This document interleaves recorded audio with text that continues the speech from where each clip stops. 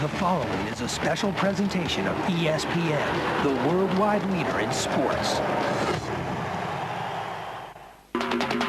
Ipanema, Copacabana, Samba and Sunshine. The champ cars are in Brazil.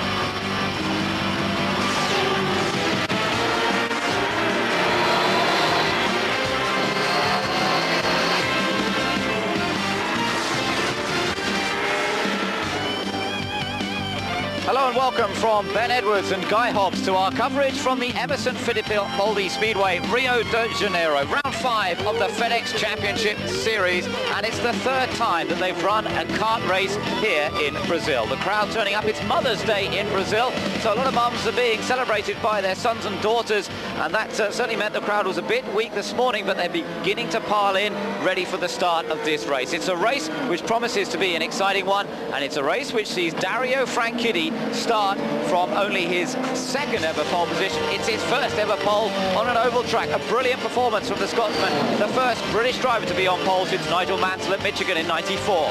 Reigning champion Alex Zanardi starts alongside him. The second row of the grid is an all-Brazilian affair. The rookie Tony Kanaan sees the more experienced driver Gil de Ferran alongside him.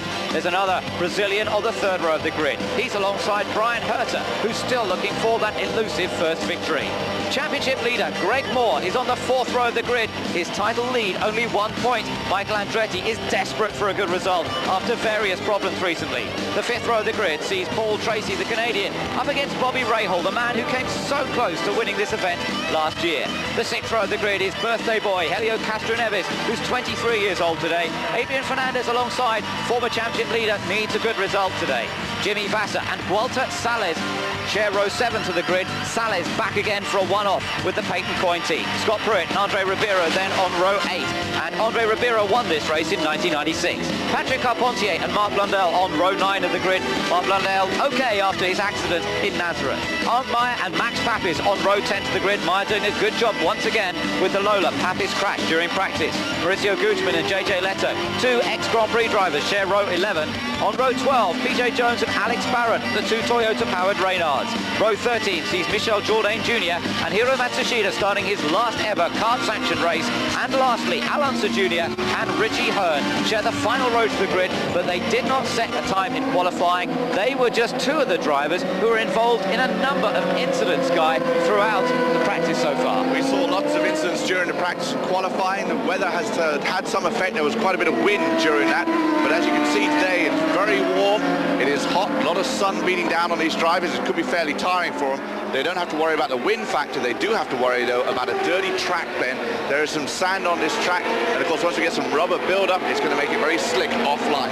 There's a look at the lineup for the race. 133 laps of this track, which take about 40 seconds, just over in race trim. The pole sitter, as you saw, Dario Franchitti, underneath the track record in qualifying yesterday.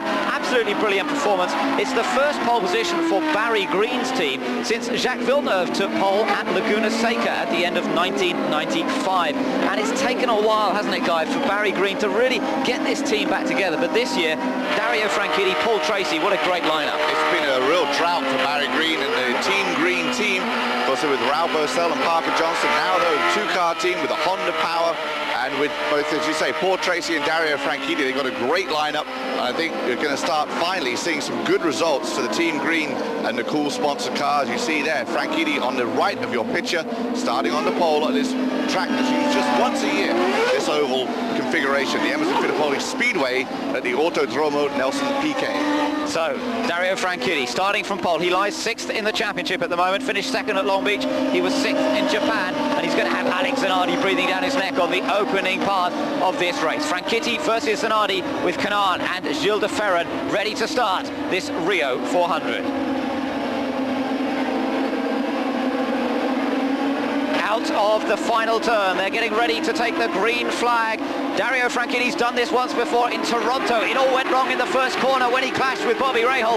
Let's hope they get away cleanly this time. Dario Franchitti gets away, the green flag flies, and it's Franchitti across the line with the initial advantage. But watch out for Kanaan. Tony Kanaan's down on the inside, Zanardi on the outside. Oh, they've both gone past him, and Gil de Ferran is trying to go around the outside of Franchitti as well. So from pole position, Dario finds himself down in third. What a great start, though, for Tony Kanaan as a rookie, qualifying in his best ever starting position. But now he's fighting off Zanardi, and Zanardi will pick up the lead. Yeah, look at Alex Zanardi, the reigning champion, and the man who really... Look at Gilles de Ferran. Yes, he's moved up to second. Frank Kitty's back down the inside of Kanaan. And let's just remind you, this is an oval with a difference. They brake hard on two parts of this track. Down into turn one, which is what they're heading for now. They change down from sixth gear to third gear. And look at Christian Fittipaldi in the black car. Christian Fittipaldi on the inside. You're watching from Michael Andretti, his teammate, as they all battle for position. This is tremendous stuff already in the early laps. Paul Tracy's down there as well, trying to make up some ground in the other green and white car. Zanardi is the leader, de Ferran second, Kanaan third, Franchitti fourth. Then it's a three-way battle between Andretti, Fittipaldi and Paul Tracy. Pretty wide down the back straight there, Ben, and as you mentioned, not a true oval. These guys are shifting down gear, and that's where we saw Kanaan lose a couple of positions under heavy braking, going through the gears. Some guys will use different gear settings and configurations, and obviously different braking, depending on how they want the car to run throughout the day, as we now ride on board with Michael Andretti down the inside of Paul Tracy. That's right, Michael Andretti in the Swift, the man who won at Homestead. Look at this, they're side by side into turn one. Tracy's determined not to let him through. Great racing between these two veterans. These guys were teammates too on the Newman Haas team just a couple of years ago. No friendship going on right now, though. That's right, they were really battling for position there. Watch Christian Fittipaldi, he's been going well here this weekend. Remember, he had to miss the last race because of the accident in Australia last year. He wasn't here in 1997. He had a tremendous drive here in 1996 when he worked his way up from the back of the grid to finish in fifth place. And Christian really seems to go well on this track. Michael, again, having a go at Paul Tracy down the inside. This is where they're hard on the brakes as they come down into turn one. Late braking into the corner again. Look at Tracy trying to stay with him. Can't quite do it this time. And that means that Michael moves into sixth place. Michael there was having problems, Paul trying to block him off a little bit, but now Paul Tracy's got his eyes mirrors full of Greg Moore. He's coming on strong too. Michael Andretti, we should mention, the guy really should be leading the championship by miles at this point. Only 22 points though, but they've all come from oval tracks, as most of the races have been on oval so far this year. But Michael Andretti determined to get back into the swing of things in the championship. He's been very strong all year long in that Ford with the Goodyear tyres, and the Swift chassis is now Moore. Takes a look on the inside of Paul Tracy again, coming into turn one. Yeah, Greg Moore with the Mercedes power, remember. Paul Tracy, oh look at that, Moore really on the limit under braking, and in the car jiggling around as he was so late on the brakes, but he managed to go past Paul Tracy. And so Greg Moore now has moved himself into seventh position, as our leader still is Alex Zanardi. Second place for Gilles de Ferran, third place for Tony Kanaan, then Dario Franchitti holding on to fourth, with Christian Fittipaldi, there he is. We just caught a quick glimpse of him in fifth. And in sixth place there is Michael Andretti, then Greg Moore, Paul Tracy, Brian Herter, Bobby Rahal, Adrian Fernandez is 11th, Jimmy Vasser is in 12th, Castro Neves 13th, Pruitt 14th, then Walter Salas in 15th. We're all watching now Castro Neves versus Pruitt. Pruitt trying to go for 13th place, going around the outside, and he makes it through. So Scott Pruitt, who's had a couple of third place finishes here in the last 2 years, pretty consistent performer on this Rio track, and now moving his way up a bit. Let me just tell you, Mark Blundell in 16th, Patrick Carpentier is 17th, Arndt Meyer 18th, then Gugelmin in 19th position, Richie Earn is 20th, so our top 20 positions. The two Penske's, though, quite a long way down at the moment. I noticed that Alonso Jr., though, started at the back of the pack, has worked his way up to 23rd right now, and JJ Leto has dropped back to 26th position, so not a good run for him. And as you mentioned earlier, Castro Neves with the battle with Pruitt there, of course, a lot of pressure on Castro Neves for the rookie championship and also to perform well in Brazil.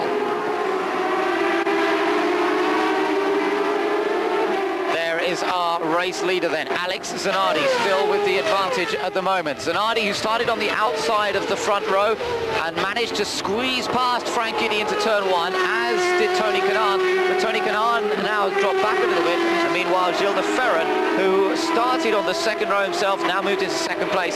He had some turbo problems in this morning's warm-up, Gilles de Ferran, and in fact they decided to switch cars. He had a problem with his main car in Friday practice. They'd switched to the spare car, the backup car, and he'd been running that through qualifying. But with a problem for the backup car that they were running this morning in the warm-up, they've now reverted in effect to their original primary car. He seemed very happy with both machines, and at the moment he's keeping very much in touch with Alex Zanardi, who leads here. Zanardi's had some good results here in the past as well. He took his first ever pole position at this track back in 1996. And of course he's coming off a great result at the 1 mile oval in Nazareth 2 weeks ago, where he finished second to teammate Jimmy Vasser, which is actually a great accomplishment, because Team Ganassi, with all their wins, were never able to win on a 1 mile oval, and now for the first time they finished first and second, and now here is Alex leading here once again on an oval ahead of Gilles de Ferran, and currently running in third. Tony Kanaan, Dario Franchitti, then Christian Fittipaldi. Just had news that there's some black flags for passing before the green came out, and Maurizio Gugelmin is one of the drivers to be caught, and so is Scott Pruitt apparently. So Maurizio Gugelmin, who at the moment, let me just take the list, is running in 19th place, and Scott Pruitt, who as we saw moved up to 13th. Cool, de Ferran was close to the wall there. Castro Neves was passed by Pruitt as we saw, but both Pruitt and Gugelmin, it looks as though they're in trouble. Now those penalties will be saved for passing before the green. When you start up on the green flag start, you're allowed to improve your position as far as the guy you're lined up against, but you're not allowed to improve your position as far as a row until you've crossed the start-finish line. So they obviously jumped over the start-finish line ahead of the guys in front of them, and penalty for that, if it's a black flag, I'm sure it will be a stop-and-go penalty, and a stop-and-go penalty on a short oval like this, that's basically taking a lap away. That's right. Not a good weekend, but Mauricio, of course, is hurt and injured and aching anyway, and now with a bad qualifying position and then a black flag, it's just going to be a really long weekend for the guy. Yeah, there's the battle for third at the moment between Tony Kanaan and Dario Franchitti. Two youngsters, of course. Kanaan still in his first season of kart competition, and in fact his mother here watching him, it's the first time she's had a chance to watch him race at all since he was in kart racing. He raced karts a lot in Brazil, was very, very successful, and then competed in Brazil in some of the single-seater championships before moving to Europe. Was successful in Italy in particular, in a championship in Italy, and then moved into Formula 3 in Italy. But this is the first time his mum's seen him race for a good many years, and she was very, very emotional about seeing him race. So there's Kanaan's battle with Dario Franchitti. This, remember, the battle for third position. Interesting to see that weave they're doing down the back straight there as they try and break the draft, and of course the guy behind follows them in that weave to try and keep the draft and get the slipstream. And now we see Scott Pruitt coming in to pay his stop-and-go penalty for the overtaking before the green flag, for which he received a black flag. There you see that, the weave down the back straight. That's right, and a very important part of the setup of the cars around this track is to run with very little downforce. So they're running the rear wing really very flat, not much downforce. It means they've got good straight line speed, and that makes overtaking at the end of these straights a bit more difficult. Alex Zanardi is leading at the moment. He's heading towards his 1000th lap led in kart competition as we take a break.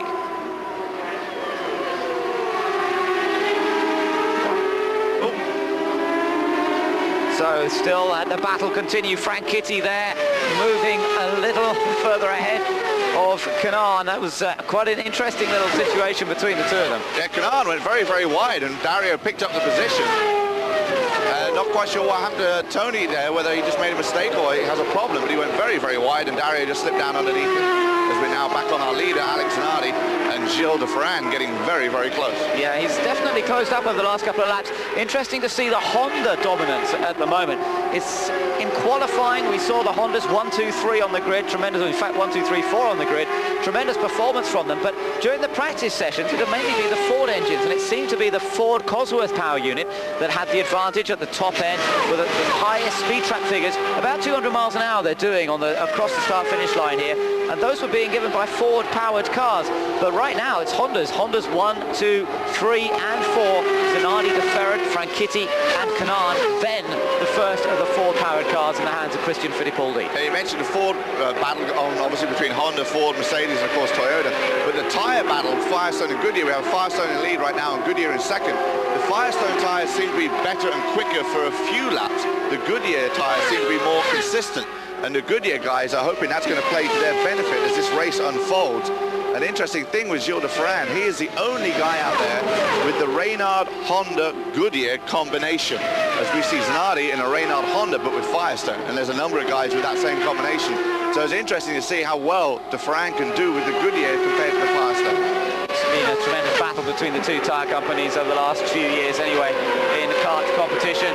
Zanardi still with the advantage from de Ferran, and Franchitti now a little bit alone in third ahead of Tony Kanaan.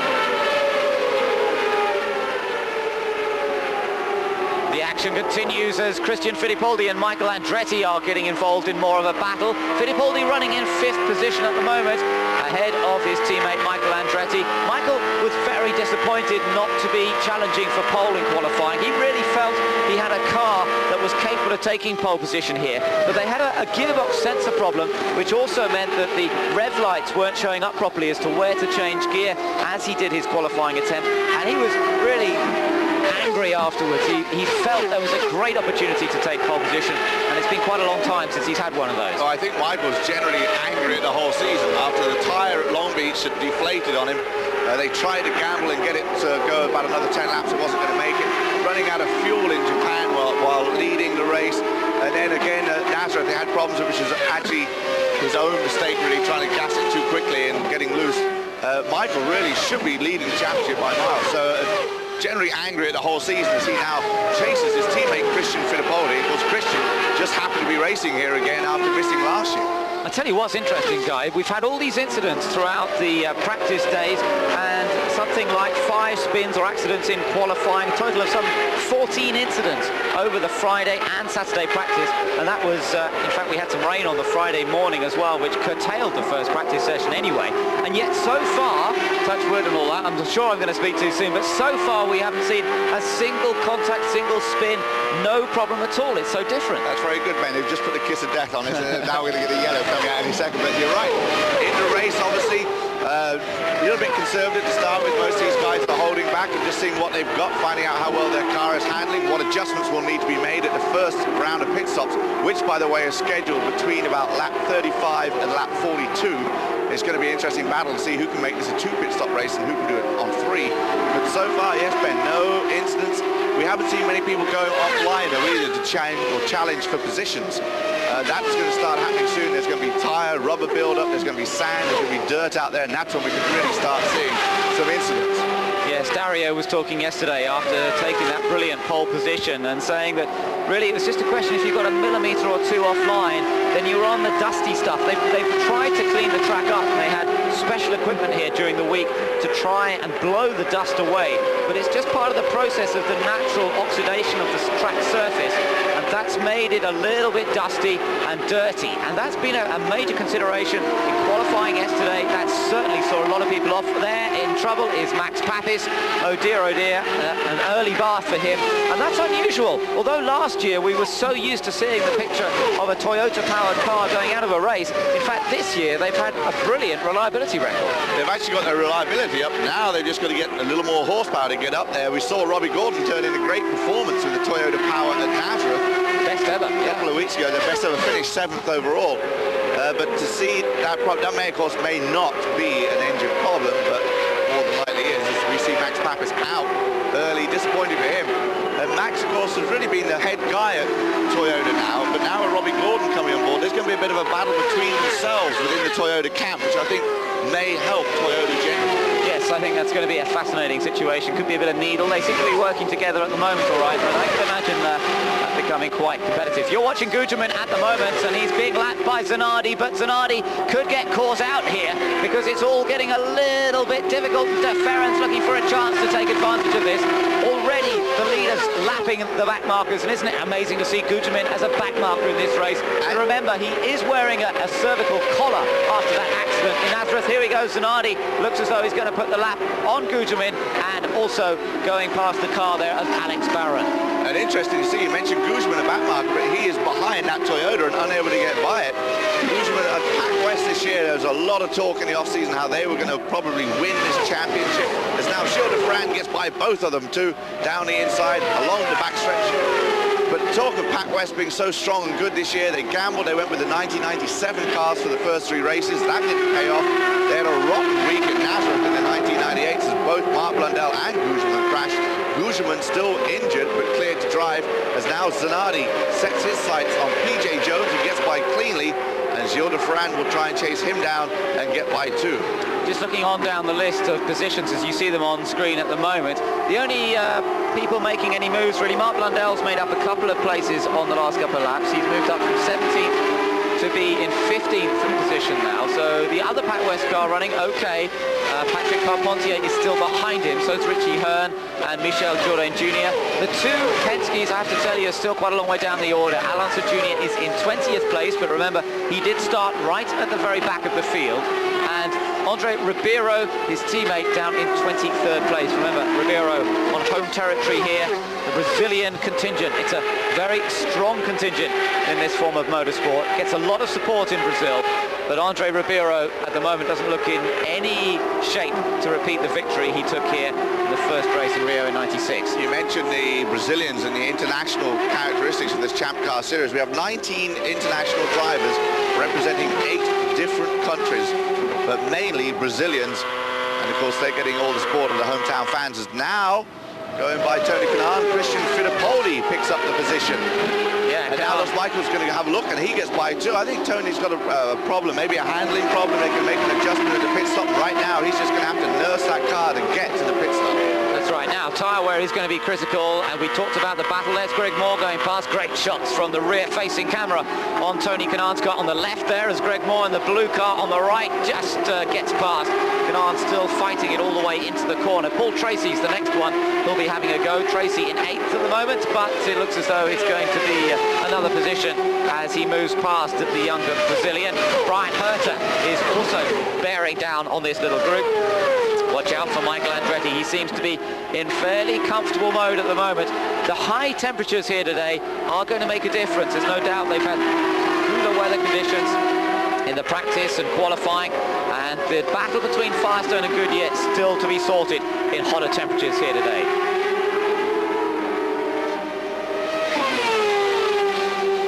On the sights of Rio de Janeiro, Sugarloaf and the whole city just nestling beneath the beautiful beaches of Ipanema and Copacabana. It's a fantastic place for a race, and certainly everybody enjoying themselves over the course of the last few days, but there's some serious business to be done here. And Michael Andretti still behind his teammate Christian Fittipaldi. They're running in 4th and 5th places there. Oh, and Kanaan's in trouble. A mighty, spectacular blow-up for Tony Kanaan. And are we going to see now the first caution period of the race? Surely, yes, the yellow flag is brought out. The first yellow flag, lap number 29. We've gone all the way to lap number 29. Surprised we got that far. And even then, it's not an accident, it's a blow-up. Unusual to see a blow up in a Honda like that too. Tony Kanaan quickly out of the car. Looks like there's a bit of an oil fire going on there. There you see the red P sign. The pits are closed, and this is going to be interesting strategy because it's lap 29. We expected the pit window at about 35 to 43. Who will come in and who will not come in? I would imagine, obviously, a lot of these guys go by the leader. If Zanardi comes in, they all come in. But sometimes they may gamble and stay out and figure they'll go all the way to the end of the yellow and make their pit stop. As we get a replay now, there you just see the motor just completely let loose. Yeah, that was a big time. We saw one for Alex Zanardi in a practice session once this year do this. But really, as you say, it's very unusual to see Hondas blow up spectacularly. Normally, they're very, very reliable. But that is the second one we've seen this year now. Not much of a Mother's Day present for Tony's right. mum, who's come to watch him race for the first time, as you mentioned, since he raced in go-kart. So our first yellow flag on lap 29 at the Rio 400 in Brazil. Alex Zanardi, our leader, Gilles de Ferran in 2nd, and Dario Franchitti in 3rd. And I think our main man today is the one you see right there. I think Christian Fittipaldi could score his first Champ Car win here in Rio today. I don't know why, I've just got this feeling about it. Right, so you're going out on a limb already then, Guy. We'll have to wait and see if that's the situation. Sad to see Kanaan go out, of course, lying 9th in the championship at the moment and leading the rookie table, which has been an impressive performance from the young Brazilian. 22 years old, was 9th at Nazareth, finished great 5th place at Long Beach. Super performance there, 10th in Japan.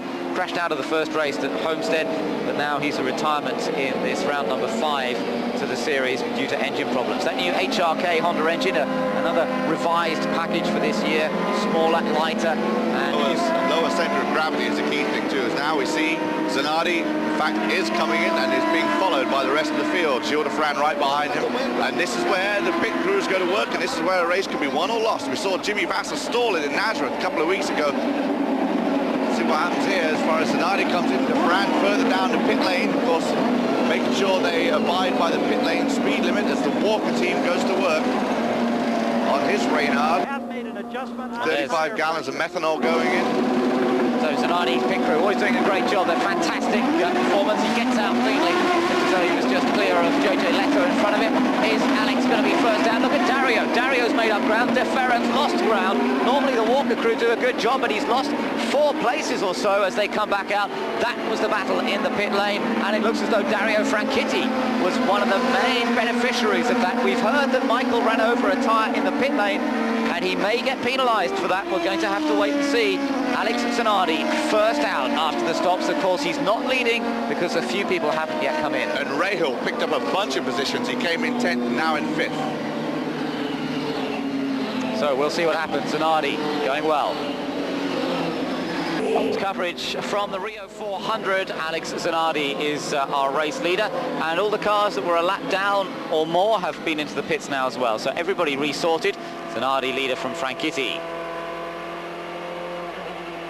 On board Michael Andretti, and Michael certainly gained some time in that round of pit stops. You see him there with Franchitti ahead and Zanardi ahead of him, but Andretti in third, but he did hit a wheel as he came out of his pit box. The car actually jumped slightly in the air as he came back out. Now, we don't know yet whether he's going to get penalised for that. Normally the drivers will get penalised if they run over an airline or something similar in these pit stops. All part of the plan to try and make it as safe as possible, to stop them taking chances. They've got to have a clear run before they're allowed out. Now, we don't know yet whether they will classify that as a penalty for Michael Andretti. Remember, they have observers in each and every pit box, Guy. They have kart officials actually looking after these pit boxes and keeping an eye on it. Let's just see what happens, shall we? Just waiting for the pictures to come up. Talk us through it. Also, if you look at Zanardi, as he comes out, it looks like he hits one of the pit crew members there, but now watch for the black car onto the right. Michael Andretti, see the back end of the car there, and Christian comes out. Michael obviously ran over something more substantial than the air hose, which is a definite penalty. And here's the scramble coming back out as Gilles de Ferran loses a number of positions. But another guy who really benefited from those pit stops was Christian Fittipaldi. Pardon me, Michael Andretti, as you mentioned, who jumped up to third. Christian Fittipaldi was ahead of Michael when they came in the pits. He's dropped all the way to 7th. But Bobby Rahal had a great pit stop too, and he has picked up and come out now in the 8th position. But it's going to be interesting to see if Michael Andretti does in fact get assessed a penalty for whatever he did run over there in the pit lane. It'll just be a stop and go, but as we mentioned, it's a lap here if you get a penalty. Let's take a look back to last year. The 1997 event saw a tremendous tussle between Bobby Rahal and Paul Tracy, but at the end of the day, Bobby Rahal ran out of fuel with just 2 laps to go, and it was Paul Tracy who came through to take his 2nd win in a row. A tremendous performance for the Penske team, and Paul was patient and just drove it to perfection. Well, fuel will be a consideration here today, there's no doubt about that. They've made their first stop, but they're likely to have to make 3 stops instead of the normal 2 stops today, and the timing of that 3rd stop will be absolutely critical to getting a good performance. Just taking a look at how the positions changed there, Guy, after those pit stops. Dario had actually dropped down quite a long way on the previous run, so he's gained quite a lot of time. Also moving up, Paul Tracy. Paul Tracy gained a whole number of positions. He was running down in 7th, then dropped back a place or 2 from that, and now he's up into 4th position. And we just saw a picture there too of Alonso Jr., who started at the back of this pack, and he is now up into the 13th position. So not really done it through driving. He picked up a few at the beginning. We've also lost a couple of cars. Tony Kanaan out, as we know. This is why this yellow flag is out for the blown motor. And Max Papis, of course, out also. Now, Gilles de Ferran, as we said, has lost out from 2nd place. He's down into 5th place. We've got Derek Walker in the pit lane, and we're going to try and catch up with him and get a quick word with him.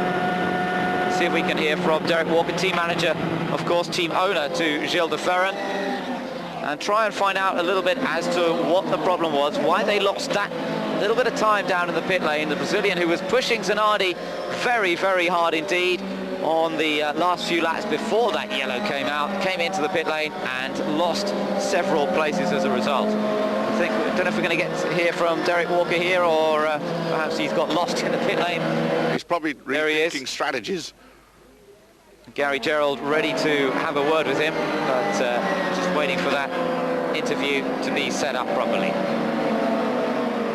Derek Walker, was there a problem or a malfunction with the fueling engagement there? Yeah, the main fueling nozzle had a problem. The safety valve shut off, so it stopped the flow of the fuel.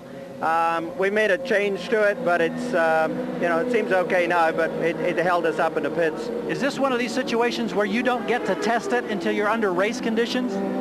Well, we used to be able to do wet stops in practice, and now we're not allowed to do that anymore for safety reasons. So it means until we get into the race, it's the only time we can try it, unfortunately. We need to do something else to safeguard that happening again. He's smiling, but I think he's greatly frustrated. Yeah, I think he is greatly frustrated. We're getting ready for this race to restart. Poor Derek Walker, man who, of course, for many years ran the Penske operation, and now looking after his own team. De Ferran, who's been one of the most consistent drivers in the last year or so, but now down to 5th place. There's the full rundown. Zanardi, Franchitti, Andretti, Tracy 4th, De Ferran 5th, ahead of Herta, Fittipaldi, Bobby Rahal 8th, ahead of Fernandez 9th, then Jimmy Vasser, Greg Moore 11th, a long way down for Moore. Unser Jr., Blundell, Carpentier, and the Mercedes engined cars are quite a long way down. Pruitt, Leto, Jourdain, Salis, Hearn, all on the lead lap. Interesting, we heard earlier that Zanardi led his 1,000th career lap. He's also started on the front row 19 of 37 times. Green flag, and they get underway once again. Watch out for Michael. He's already making a move on Dario Franchitti down the inside, and it looks as though Michael Andretti on the restart once again has moved up another position. Franchitti back to 3rd. Now he's got teammate Paul Tracy chasing after him, and Franchitti, who's set the pole position, reckoned there was still more to come from the car. He said the car was just so good out there.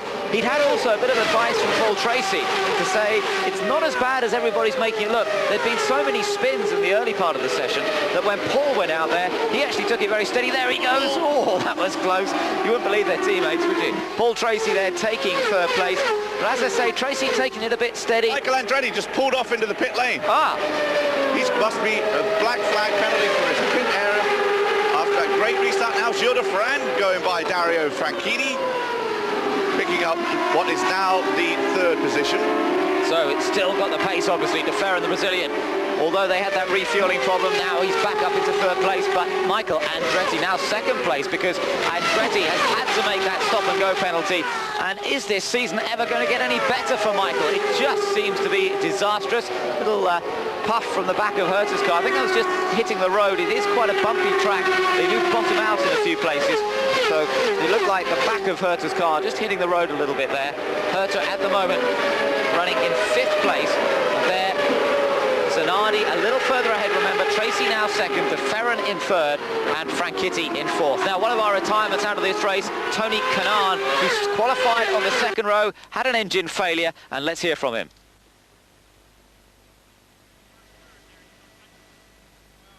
Wonderful. I mean, it was for a very short time. Alex got me later, but, well, I think I did my part of the job.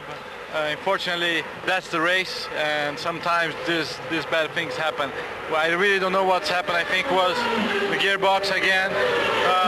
It's a shame, because I really wanted to do very good here for all my people, but, well, we're going to do it next year. We are there. I mean, we have the car. We started in the top 3. So, Oh, we've got an accident, and it looks like Paul Tracy is involved in that. It's difficult to check out which one it is, and it looks as though it may be Gilles de Ferran. Yeah, it looks as though it could be the Walker Racing car of Gilles de Ferran. Tricky to pick out. Let's see what happened. There's de Ferran and Tracy. They were battling for position. Now, what went wrong? De Ferran makes a late lunge down the inside. Tracy already turning in. Didn't know De Ferran was there, I suppose. Although, no, there he seemed to give him enough room. But then contact was made and bosh, straight into the tyre barrier. Not too hard an impact. I don't think either driver will be injured in that. But what a disappointment for two men who were potential winners of this race. Suddenly, we have the drama. Both had great cars underneath them and running well and battling for a position there. But this, again, proves how wonderful this new tyre barrier on this track is. Only in Brazil on the oval. They put in Kurt Russell, one of the safety directors of the kart, inspected it a couple of years ago. And you can see on the impact there as we watch it again, see how softly Gilles de Ferran goes in as opposed to hitting a wall as we get a replay of the crash here. Tracy in backwards, but Gilles de Ferran just did nicely. That's right, it's very different here, the way they put up these tyre barriers. But look at this, De Ferran made quite a late move down the inside, but Tracy should have been aware. He seemed to stay out just a fraction there, but then it goes wrong. The contact is made, and well, it just wasn't enough room for the two of them. Great shame, though, these two experienced racers, and De Ferran, who's had an absolute tremendous finishing record. He's earned points in 19 of the last 21 races. He's just spoiled that finishing record by a little bit, and in fact, I think that's the first accident out of a race he's had since the beginning of last year, when he had that run of bad races, Homestead and Long Beach. Since then, he's had a completely clean sheet of paper in terms of his race record from driving. This time, though, the incident, which was pretty much 50-50 as we could see it, has taken two of the front runners out. Franchitti now up to second, and Herta now in third. And taking advantage of this yellow flag, it's the second caution period after an incident involving two of the front runners, Gilles de Ferran and Paul Tracy. They were battling for second position. It all went wrong for both of them. They've ended up in the tyre barrier. Alex Zanardi has led this race from the start. Dario Franchitti was on pole position. He was beaten into the first corner by both Alex Zanardi and Tony Kanaan. Meanwhile, Tony Kanaan's got out of the race. He reckoned it was a gearbox problem. It looked pretty spectacular. It looked like an engine failure to us, but it could have been that the gearbox locked up and that caused the fire and smoke that we saw behind, but I'm not too sure. We'll wait for an official confirmation on that one. There you can see we've only had the one leader so far, Alex Zanardi, and 2 periods of caution flag so far, which is quite a lot less than last year. We had some 40 laps or so of yellow flag running during the 1997 race. So far, this one's been okay, but perhaps the incidents are going to happen a little bit later. They could be coming, yeah. We had 8 yellow flags last year for 43 laps. So far, we've had 2 yellow flags for a number of laps right now. You mentioned there, Gilles de Ferran going out in that crash. It's going to be expensive for him as far as the championship points are concerned, because he was currently 4th in the championship. And talking of expenses, Dario Franchitti starting from the pole. If he can win today, $190,000 bonus money for the Marlboro Pole Award. That would be certainly very nice in the back pocket for Dario Franchitti. We're going to take advantage of this yellow flag to take another commercial break. Sport as the cars still follow the pace car around. Mauricio Gugelmin, who came into the pits, maybe trying to get through on one more stop for the remainder of this race. Well, it's fantastic weather conditions and fantastic surfing conditions in this part of Brazil, just off the beaches in Rio. There's always a great time to be had, and certainly a few of the drivers would like to take advantage of that, perhaps a few of them staying over after the race to have a few good days in Rio before they have to pack their bags again, get back on the testing schedule, and then get ready for the next race in the series in a couple of weeks' time in St. Louis. And there's one group of people that enjoy El Nino more than the weathermen, and that's the surfers, because they're getting great waves. And we know that Christian Fittipaldi, he's a huge water sports fanatic, skiing, surfing, and I'm sure, being as he's back in his home country, he'll be staying down for a couple of days, I'm sure, for pleasure down there in Brazil, where it is a beautiful day today. Hot though, hot work for these drivers. Definitely. Now we've got Paul Tracy lining up for an interview down in the pit lane. Just remind you, he's just gone out with Gilles de Ferran in an incident into turn 1. Let's hear what he has to say about it.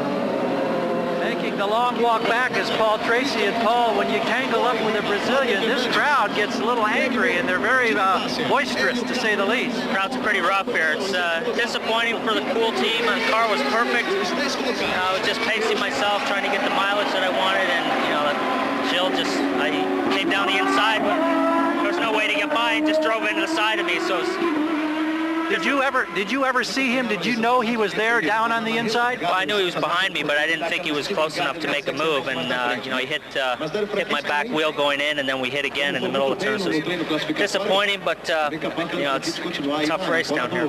Thank you. Thanks. Well, it is disappointing indeed for Paul Tracy and Gilles de Ferran. They both had a good shot at taking the win. The pace car lights, I think, are out, so we're getting ready to go green once again here as the Italian champion, Alex Zanardi, lines up to get this start of this race underway again. Dario Franchitti right behind to chase. Paul Tracy, of course, just relocated to Las Vegas from his Phoenix home, so he's used to weather like this. That's right, but he'd be far happier to be still out in the race. Let me tell you that Michael Andretti, who had that stop-and-go penalty, now runs down in 17th position. So bad news for Michael Andretti. Lost a great deal of time as a result of that pit lane infringement when he ran over a tyre.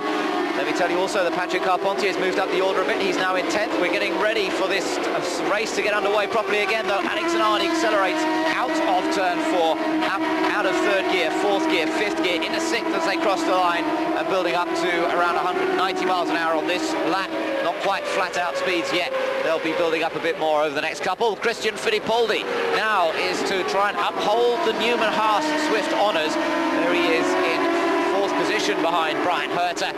The characteristic yellow crash helmet, day-glow yellow crash helmet, which he was used to use in Formula 3000 and Formula 1, and then he switched to a red crash helmet when they had the Budweiser sponsorship in the Newman-Haas car. It's good to see he's got his original colours back now. Which is, of course, the colours that his father always wore, and he switched and now gone back to the original. Good to see that again. It's something he lost. The helmet was certain, like, characteristic of the driver, had their own feeling on it, but then we saw them becoming more corporate, going with the sponsor colours as Alonso Jr. has with the red and white for the Marlboro. But good to see Christian going back to his old colours on his farm. So Zanardi with a slight advantage over Dario Franchitti. Franchitti driving well at the moment, I have to say. We've seen Dario be quick on the road courses, and he's been quick on the ovals at times, but he's yet to show the sort of consistency and perhaps the patience that's required on an oval track. And this is a bit of a test for the young Scotsman to see whether he can just keep it together. You heard Paul Tracy talk about pacing himself, Guy, and that really, in a race like this, is what is so important. And the other crucial thing, you say pacing himself and getting the mileage, that is the crucial thing. We noticed that Guzman came in under the last yellow, the only guy to do so, and get some fuel. That may be a strategy where he can go on just one more stop. And it's irritating for these guys to be driving too, because they know they've got more power, but they're being told by the crew chief not to use it because they're conserving fuel at the same time. And of course you have to mentally pace yourself too, because they know that they can go quicker and they want to go quicker, but you've got to literally discipline yourself to not go as fast as you possibly can, and see how the fuel measurement comes out to see if you can get away with 2 stops. And we saw at Nazareth, Jimmy Bassett made 2 stops, Alex Zanardi made 3, but it turned out to be no difference in the end. They finished 100 feet apart from each other, 1 and 2, of course. That's right, yes, it all settled down, and it's amazing how close these strategies come. There's Adrian Fernandez making, or trying to make a move on Bobby Rahal. Talk to him about pacing himself after 1997, of course, ran out of fuel, making his 251st career start today, Bobby Rahal. It would be great to see him win one more before he hangs his hat up to take over running the team which obviously he owns. And now, of course, he's in the case of he's looking for a driver to take over his car. Mike Walkowski is hotly rumored to be the guy, now running in the Atlantics and the Indy Light Series, and having raced in Trans Am too. Now, important race this one for Adrian Fernandez. He threw away an opportunity to score in Nazareth when he spun at the original start, and that's obviously a great disappointment for the man who'd been leading the table going into that race. And interestingly enough, he's got Greg Moore right behind him. Let me just remind you on the championship that Greg Moore is the leader coming into this race, just by the narrowest margin of 1 point over Alex Zanardi. Adrian Fernandez himself still in 3rd place. He's on 41 points, so he's 10 points behind Greg Moore. And Adrian needs to get a result here. He needs to be scoring consistently to back up that victory that he had in Japan, that 4th place in Long Beach, the 6th place he had in Homestead. It's been a very strong season so far from this Mexican driver. Very impressive indeed. And now, in fact, look at that, he's still having a little go here and moving past Bobby Rahal. This is the battle for 5th position.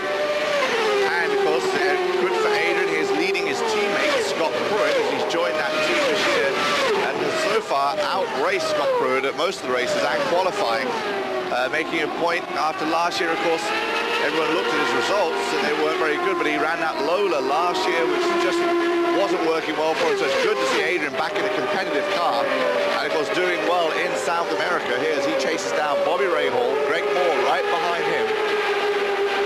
And as you mentioned, the slimmest of margins, 1 point in the championship. Of course, there is a point paid for the qualifying for pole position, which Dario Franchitti picked up, as now Helio Castro-Neves makes an unscheduled pit stop, locking up the right front as he comes in. Well, this is interesting. I wonder why Castro-Neves, perhaps this is their decision to try now and get through on one more stop.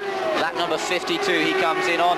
There are 133 laps total in this event, and that could be a tactical maneuver from Tom Brown, the man who runs that team effectively for Bettenhausen and manages the strategy, certainly very experienced engineer. And Tom will be thinking this one through and has obviously decided it's a good point to come into the pit. Let me just tell you that Michael Andretti has moved up a little bit. Remember, he had the stop and go penalty. He is still on the lead lap, and he hasn't lost a lap. He's down in 14th position. So Michael Andretti, oh, and there's a big problem for Michel Jourdain. Yeah, Michel Jourdain Jr. has made heavy contact against the wall. The rear wing has been completely ripped off the car, rear suspension damage. Yellow flag comes out again, and that means we've got our third caution period of the race. And that's going to hurt Helio Castro-Neves. He pitted under green there. Now everybody else is going to get a chance to pit under yellow. Guzman, I would imagine, will stay out and probably pick up the lead. Interesting. They will be interesting strategy here. Some people will be able to perhaps stay out, but I think most will come in to try and make it through the rest of the race on one more stop. That's what they'll need to do. Jourdain out of the car, that's good news. He's obviously basically unhurt, and he's able to step away okay. Again, these remarkable tyre walls at Rio, which have been introduced, they were introduced last year, and they're going to introduce these same kind of tyre walls, I reckon, at Chip Ganassi's new track in Chicago. Instead of having this concrete wall to hit if something goes wrong, at least you've got something a little more forgiving. So we get a replay of him backing it into that tyre wall he mentioned that, as you say, will be in effect at Chip Ganassi's new track in Chicago, where they are expecting to have a race in 1999. We're already at 19 races in the season. There's talk of Mexico, there's talk of a race in Germany, there's talk of a race at Road Atlanta. The schedule is getting busy for the Champ cars. It is, that's right. And maybe one day it's going to resemble something like the NASCAR with races virtually every weekend. 2 weekends a year. Doesn't give much time off for testing. That's right, it doesn't. Pits are open for the runners on the lead lap as the sunshine continues to warm up the track surface, warm up the drivers. They're working hard out there. This is quite a physical racetrack with the down changing required as well. A lot of work to be done out there. And now then, this is where it starts getting interesting. Franchitti is coming in. Zanardi not. No. That's obviously a choice of strategy now. This is where it starts to be played out. Lap number 54 for Franchitti under yellow. He decides, well, the team probably calling the shots on this one, to come in, put on a scrub set of tyres and go back out. That'll drop him down the line. And the gamble is here. Okay, he loses track position now, so he goes to the back of the line. But he stays on the lead lap. The gamble is that there's not another yellow for another few laps, which means that the leaders, now Zanardi, Herta, Fittipaldi, Rahal, etc., will all have to come in under green, which then gives Franchitti the lead, basically. Is the plan here. It doesn't always work that way, unfortunately. That's what, of course, makes this racing so interesting with strategists, because if these guys are going to stay out now and hope they get another yellow in about another 10 laps or so, may not happen. If it does, then it works great for them. But we saw it really hurt Helio Castro-Neves. Now Franchitti, Helio comes back. Oh, he's obviously got a more serious problem too, as he brings it back into the pit. The Bettenhausen team shuts down the Mercedes power on his Reynard. Yeah, it's obviously having a tough weekend, doesn't it, for Helio Castro-Neves. That's a shame. On board with Richie Hearn at the moment. Zanardi still our race leader from Herta, Fittipaldi and Rahal now in 4th place. Still leads them around behind the pace car at the moment. Brian Herta is in 2nd position now, so we've got the good old fun match of Zanardi versus Herta on track. There is the car that caused this most recent yellow flag, the car of Michel Jourdain Jr., which is being towed back taking the Melnius lead back to the pit lane, unfortunately for the Mexican, and he's had a bit of an up and down season so far, the youngster who finished off last year very, very strongly indeed. Michel Jourdain, this season things have been sometimes good, sometimes not so good. Had an accident at Long Beach, non-finish in Japan, handling problems in Homestead, did get the final point last time out in Nazareth, but it's not quite coming together as he would have hoped. There is the championship table at the moment. Zanardi, as I mentioned, just 1 point behind Greg Moore. Then Fernandez in third. Gilles de Ferran won't score today. Jimmy Vasser in 5th place after the win last time out. And Jimmy's running in 7th place at the moment. And Dario Franchitti with that consistent record in 6th. Then Brian Herter, Michael Andretti, but let me tell you, he's up to 11th place now, in spite of that stop and go. Tony Kanan's out of the race, so is Paul Tracy. Al Unser Jr., meanwhile, is moved up to 16th. And Christian Fittipaldi, remember, he's been up front all day today in 3rd place at the moment. Now, we've just heard that Helio Castroneves, who we saw come into the pits during that last commercial break, he was in again, and it's a gearbox problem, apparently, that has put the Brazilian out. So no birthday presents for Castroneves today in terms of the race result. He is out, and that's it for the rookie. There's a quick run through the field as it stands at the moment. Franchitti at the moment shown as 15th. Remember, that is because he has stopped out of sequence with the rest of the front runners. So that's going to be interesting to see how that runs throughout the course of the afternoon. And that gearbox problems we hear about, we know Tony Kanaan reported gearbox trouble, as did Helio Castroneves. We get the signal from Jim Swintal for one more lap of yellow before we go green. There's no, I was going to say, make it, you know, sometimes there's a connection there, but of course one is running Honda, one is running Mercedes, so maybe both manufacturers having problems. We can see more gearbox problems for other guys down the road, or maybe it's just a couple of one-offs. There have been some gearbox problems for the Reynard this year, particularly in gear selection, where the selectors haven't really selected what they hoped they had. Greg Moore had a huge accident in Japan when that happened. It changed down to 4th gear instead of just going down a single gear, and jammed up. Zanardi had it in practice in Long Beach as well. So it's obviously that part of it is something that they've been looking at this year already. And perhaps gearbox problems are something they've got to concentrate on a little bit with the Reynard. And with these restarts, of course, you're using the gearbox a lot more than you normally would, and of course, not a true oval. We're seeing a lot of downshifting going on in turns 1 and 4, so we'll find out if more problems occur. Here we go then, restart is underway. Zanardi heads towards the green flag as Christian Fittipaldi in 3rd begins to size up Brian Herter for a possible pass into turn 1, but it looks as though Herter's got enough straight line speed, has he? 2 Ford-engine cars here doing battle, 2 different chassis of course, and Fittipaldi decides not to take a late lunge down the inside and try and get past Brian Herter. So those 2 positions remain the same. Behind them, Bobby Rahal's watching it with interest. Behind him is Adrian Fernandez, then Greg Moore, Jimmy Vasser, a fraction behind that. Then Patrick Carpentier, who's gradually worked his way up the order this afternoon. Scott Pruitt next up, ahead of JJ Leto running in 10th. And JJ is the front-running rookie at the moment. JJ's failed to score in any of the races so far this year, but of course a very competitive racer, and it would be nice to see his luck change a little bit. In 10th place at the moment, that would score him a few points if he can hold on to that sort of position. The other guys running for rookie, of course, Castroneves and Kanaan. A very close moment there between Fernandez and Rahal. They're both out of the race, and Alex Barron in the Toyota struggling at the back, so Leto could help himself $50,000 with the Jim Truman Rookie of the Year honours. Fernandez continues to knock Bobby Rahal. Yeah, look at this, he's going up to the inside. This is through turn 3 into turn 4. Wow, that was great. He just slipstreamed past Bobby. Really, that was the result of high exit speed out of turns 1 and 2, picking up the slipstream, completing the manoeuvre at the end of the straight as they went into turn 3. And now Greg Moore is trying to do the same thing. Doesn't look as though he's quite going to be able to do it, or is he? He's got the inside line, but it's the battle on the brakes. Greg is as brave. Oh, look how late he was on the brakes. Wow, you could see that really so clearly. Great to see that, how late he was on the brakes, because under power there was really not quite enough to get past. Even match under power. Now, is that the case of the young gun coming up and the old wily veteran letting him go by? As now Jimmy Vasser has a look at Bobby Rahal down the backstretch, same technique, tuck underneath the wind, try and pick up that slipstream. Right behind Vasser is Patrick Carpentier. Yeah, Carpentier's worked his way up pretty well over the last few laps, Guy. He's still gradually picking them off, so keep an eye on him as we go through the rest of this race, because Carpentier in great shape. Then JJ Leto also well up there. Number 9, he's in 9th position. He's picked one off too. So those two have been running together pretty much over the last few laps, and obviously they're keeping an eye on their fuel readings as well. Definitely moving up the order now. You see Rahal there. We have JJ Leto pulling off to the side. Do you think that was, yeah, it may well have been somebody going slow, and then Michael. Headed by Scott Pruitt. It was JJ Leto who pulled off to the side and slowed, so he must be headed for the pits. After having a great run up through the pack, but kiss of death again every time we mention someone, that something happens, poor guy. That's right, looks as though he could be in trouble. We'll try and keep an eye on that. Michael moving his way up the order though. Now Michael finds himself in 9th position.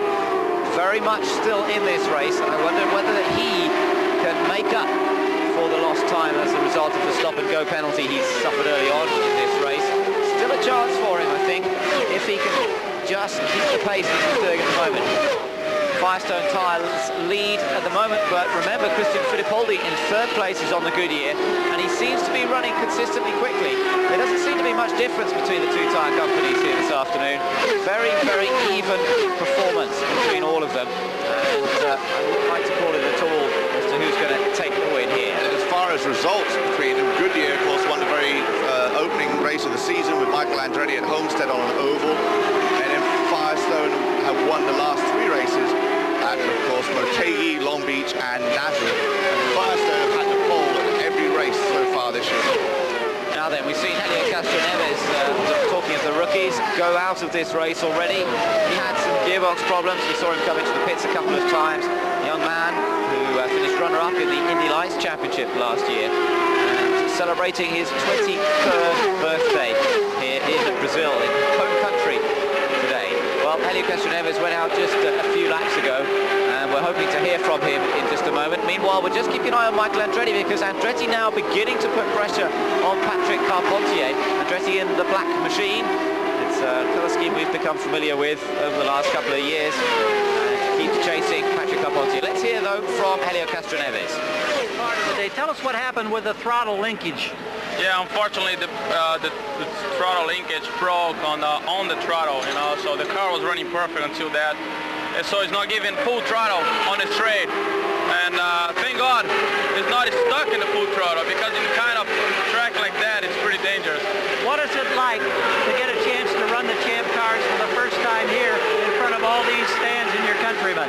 I tell you, it's amazing. The guys, I mean, the Brazilian people, they support me a lot, especially in my birthday, and especially on Mother's Day here in Brazil. So I felt a little responsible, but now I just have to celebrate with everyone. Thank you very much. Thank you. Yeah, you can almost feel for these Brazilian guys, there's almost a sense of relief actually when they go out of the race, as well as disappointment, because the pressure really has been on them all weekend. I think they've had a lot of work to do in terms of PR work, sponsorship commitments, and they felt that pressure very heavily. They've done well, both him and Kanaan, the youngsters, didn't put a foot wrong. It was mechanical problems that put them out of the race. So I think they can be pleased with the way they've driven this weekend, and they can now relax a little bit and watch the rest of the race develop. Zanardi is still race leader, and he has an advantage on this 67th lap. We're around about half distance now. Zanardi, his advantage 2.89 seconds. Michael Andretti there, we just saw him pick up the position from Patrick Carpentier, moving his way up to 8th. There you see him downshifting going into turn 4. He has obviously got a great car, because when he had that stop and go penalty, he actually went back to 21st position, and he has just driven his way up. He's been helped a little bit by attrition, but he has just driven his way up through this field. But Michael Andretti, the way the season's going so far, you know, there's going to be, you feel like there's going to be some little mistake that's going to happen somewhere, a miscalculation or something. Struggling this year after leading and looking so strong. And an interesting development too with Michael Andretti is he drives the Swift chassis. The biggest news of the week in a Champ Car Series is the chief designer for Swift has left. David Bruins has left the Swift base and has gone to the All-American Races Dan Gurney team to go and help them design a new Eagle. So whether that will affect developments of the Swift chassis as the season goes on, we don't know. But certainly he is one of the best designers ever, and has left the Swift team. Let's just focus on this for a moment, watch him and listen a little bit. Up through the gears here. Flat out through turn 2. Up up another gear, flat out through turn 3, but then he'll be on the brakes. Just listen out for the gear changing.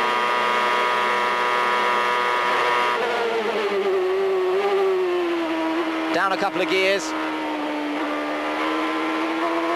Listen to how long it takes to get back on the power. He really waits on the power, waits, then feeds it in. Again, down, this is 200 miles an hour now. They're heading down towards turn 1, and then it's hard on the brakes again.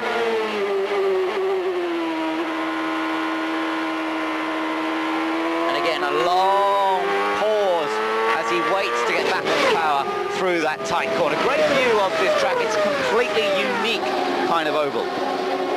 Very interesting design because they use the main front straightaway of the Grand Prix circuit, but then go off into the sort of behind the paddock area, basically, where they run the backstretch. Good viewing, of course, because they go right in front of the main grandstand, right in front of the pit lane. As we now see, this is Brian Herta, Christian Fittipaldi, and Adrian Fernandez, and this is the battle for second, third, fourth position.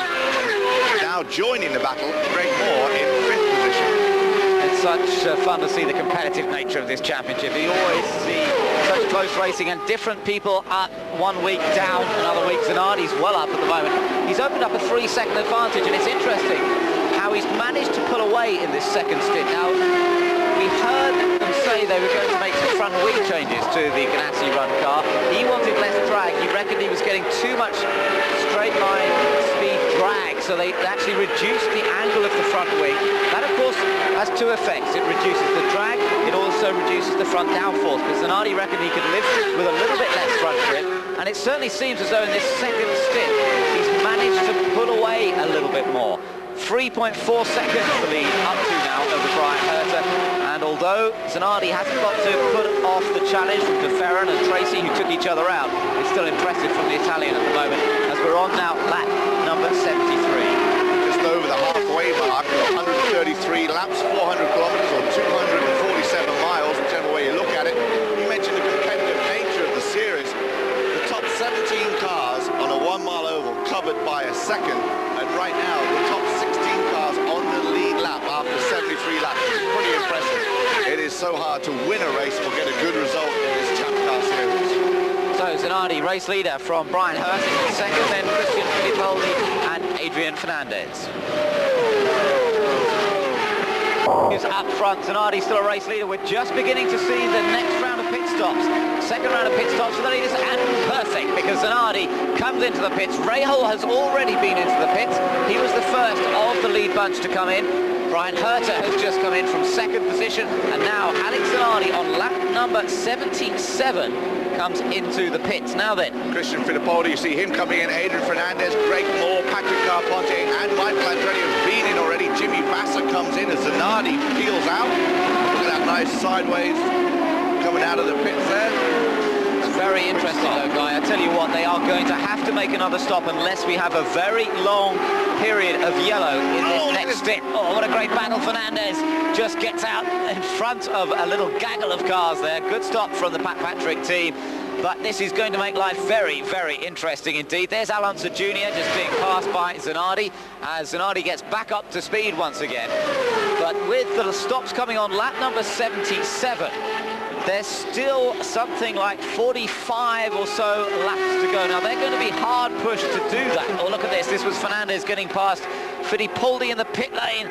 That was close, but there was more. I think it was more just coming out. Carpentier couldn't quite spot which one of those two it was. And that's all done on the rev limiter too. They keep them underneath the speed limit set by kart.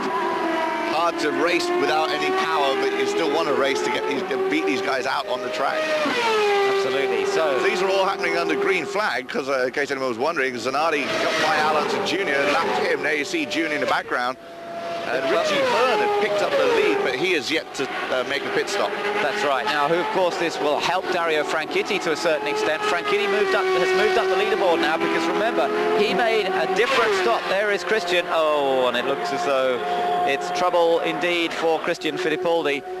Not so much for my pick. Well, there you go. It looks as though Christian is still not going to get that first race victory here. Richie Hearn is now our race leader because he's not been into the pit lane yet. and we're expecting to see him come in fairly soon. But Franchitti, who's running second on the road, of course, won't be coming in yet. Franchitti doesn't need to make a stop yet because he stopped on lap number 54, only 25 laps ago. There is Franchitti, you can see him. So he can still run for another 20 laps or so before he needs to make his final stop. And everyone else needs to make another stop. All of the front runners need to make another stop as well. If the yellows work out, it could fall very nicely for Dario Franchitti. We're going to have to wait and see. There's Mark Blundell. He's running down in 14th position at the moment. Behind Mark Blundell, Gujman is 15th, but he's a lap down.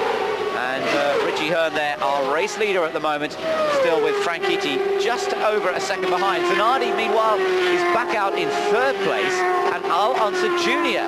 is now being shown as fourth. He's also not been in on this last stop. They may well have stopped out of sequence as well. So Al Unser Jr. suddenly finds himself up into fourth position. Brian Herter in fifth, Adrian Fernandez in sixth after that battle coming out of the pits with Greg Moore, who is in seventh. Christian Fittipaldi would have been in eighth, but as we know, he's pulled back in the pit and obviously has a problem. So he has dropped way off of this. And so then Jimmy Vasser picks up the eighth position, Patrick Carpentier in ninth, and Scott Pruitt rounds out the top 10. Well, it's certainly interesting to see. We've just heard that JJ Leto's picked up a pit violation. What a disappointment. He's picked up a few of those in the last few races. He had problems at Nazareth with the speed limit, and it's the same again here. Here comes Richie Hearn then into the pits. He can't hold out there any longer on fuel. That means Dario Franchitti takes over the lead of this race. The man who was on pole, look at that, Richie looking up, coming in.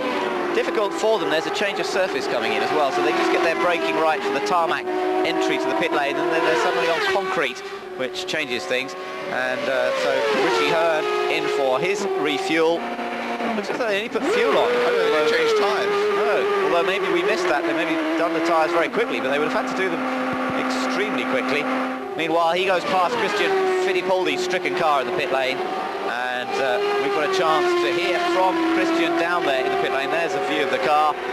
And of course, let me just remind you that Michael Andretti is still in the race. He's made his second stop now, but he's down in 18th position.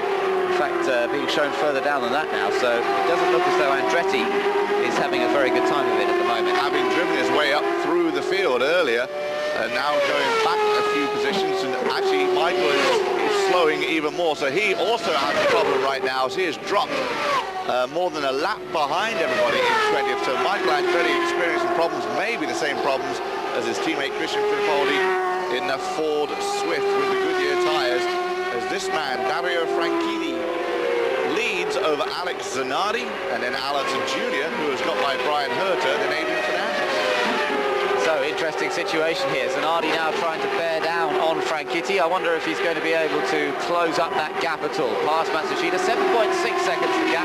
Looks as though Zanardi is going faster at the moment than Dario Franchitti, but there's not a great difference. Al Unser Jr., as he said, in third position. Just tell you also that Andre Ribeiro has dropped out by the looks of things now. He hasn't recorded a lap for a while, and looks as though the Brazilian is out of the race. Michael Andretti also in trouble, as we said. Let's try and hear from Christian Fittipaldi now, down in the pit lane. So we're about to hear from the Brazilian. Well, maybe not quite ready. Things up down there. Adrian Fernandez still running in 5th place, being chased by Greg Moore in 6th, Jimmy Vasser in 7th, Carpentier 8th, Pruitt 9th, Hearn back out in 10th place after his pit stop, Bobby Rahal 11th, Mark Blundell now in 12th position, and on the lead lap, but only just. Maurizio Guggenman then in 13th, lap down, Leto 14th, Sales 15th, Andretti 16th, Arndt Meyer 17th, Alex Barron in 18th, and then Jones 19th. I don't know, something happened, the fuel just didn't go into the car. I had to do an extra lap, come back in, and apparently when I went out, I lost part of the fueling system, so I couldn't put any fuel in the car. The car was running good. The first pit stop wasn't a very good stop. I came in 4th, went out in 7th or 8th. I think we need to work hard on that. But apart from that, the team did a great job, and I want to thank the team, the sponsors, and come back next year and try to win this race next year. It looked like you had a chance to win this race. Did you feel that, even though you had that bad first stop? Oh yeah, definitely, especially because the first stint was the worst for us. It was where I had a lot of tire wear, stint 2, and this last stint we were getting more rubber in the track, and the car was coming a little bit my way. I'm not going to say it was going to be easy, but I was definitely trying, and I know that I was going to be up there right at the very end. Thanks, Christian. Jan? Well, here's another Brazilian that's having trouble today. Andre Ribeiro winning the first race here, but today it was gearbox. Is that what happened? Yeah, we had a problem with the gearbox. Downshifting on the corners, I start losing the gears, so I was using only 5th and 6th, and then suddenly all gone. It's a shame. Next time St. Louis is a good track for us. That's what I was going to say. You have tested at St. Louis. Do you think the Penske chassis will be more competitive there? Definitely, as we proved this in Miami, Japan. It's the same type of track. We tested there. The car was competitive. We'll be back on the front. Thanks, Andre. Thank you. Well, indeed, his teammate Alan Jr. running there in third place after running a particularly good strategy. As ever, Penske are always so strong on strategy. And they basically taken the same decision as Franchitti. They had less to lose and more to gain, and that's really what's happened, because they've gained a huge amount over everybody else. Franchitti was already up with the front runners, and he's effectively gained himself a 5-second lead, which is what he has over Zanardi.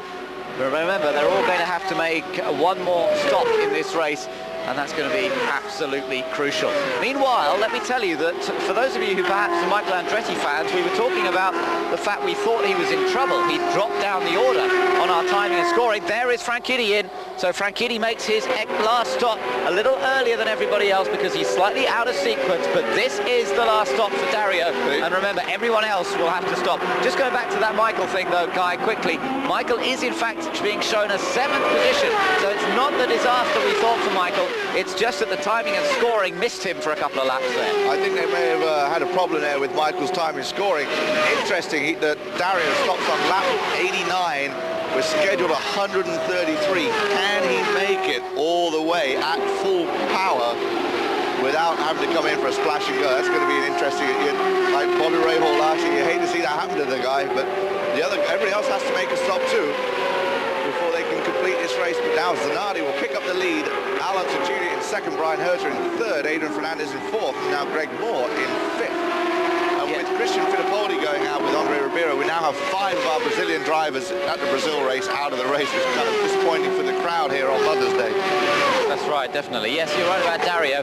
44 laps to go as he puts that 35 gallons of methanol on board, and they he's got what he needs. It's a yellow flag as Gualter Salles is out of the race, and that's a great shame for the young Brazilian who's in a one-off race once again with Peyton Coyne Racing, and we haven't seen obviously what happened yet. Doesn't look as though there's much damage to that car, does it? The rear wing, it looks like it may have gone in backwards to start with, or had contact at the back to start with. That's right. Let's see. Oh, he was in battle with PJ Jones, and he got down the inside and then basically decided that he was overcommitted, hit the brakes a bit harder, and that just swung the back end round. A mistake really there from Gualter Salles. Oh no! Dario's engine is dead. Unbelievable. He was refueling, he was getting ready to go back out. He's been in such a strong position all day, and the engine has died, would you believe it? And they're trying to understand what's gone on. This is just such bitter disappointment. He took pole position, he's been on the pace all day here, and now it looks as though Dario's dreams of victory are over. There's the repeat of Gualter Salles' spin. Just got pinched, but really, he was too far back. He was too hesitant an attempt to get past PJ Jones, and that was always going to end in tears. And unfortunately for Salles, who performed so brilliantly at Long Beach in qualifying, it looks as though this race is run. Look at that, bit of cramp for Scott Pruitt perhaps. He was just flexing his fingers.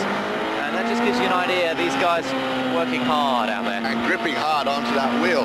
This is going to be interesting to see the leaders all come in and do a pit stop here as we get a replay once again of Gualter Salles spinning out of the race. Be interesting strategies from here.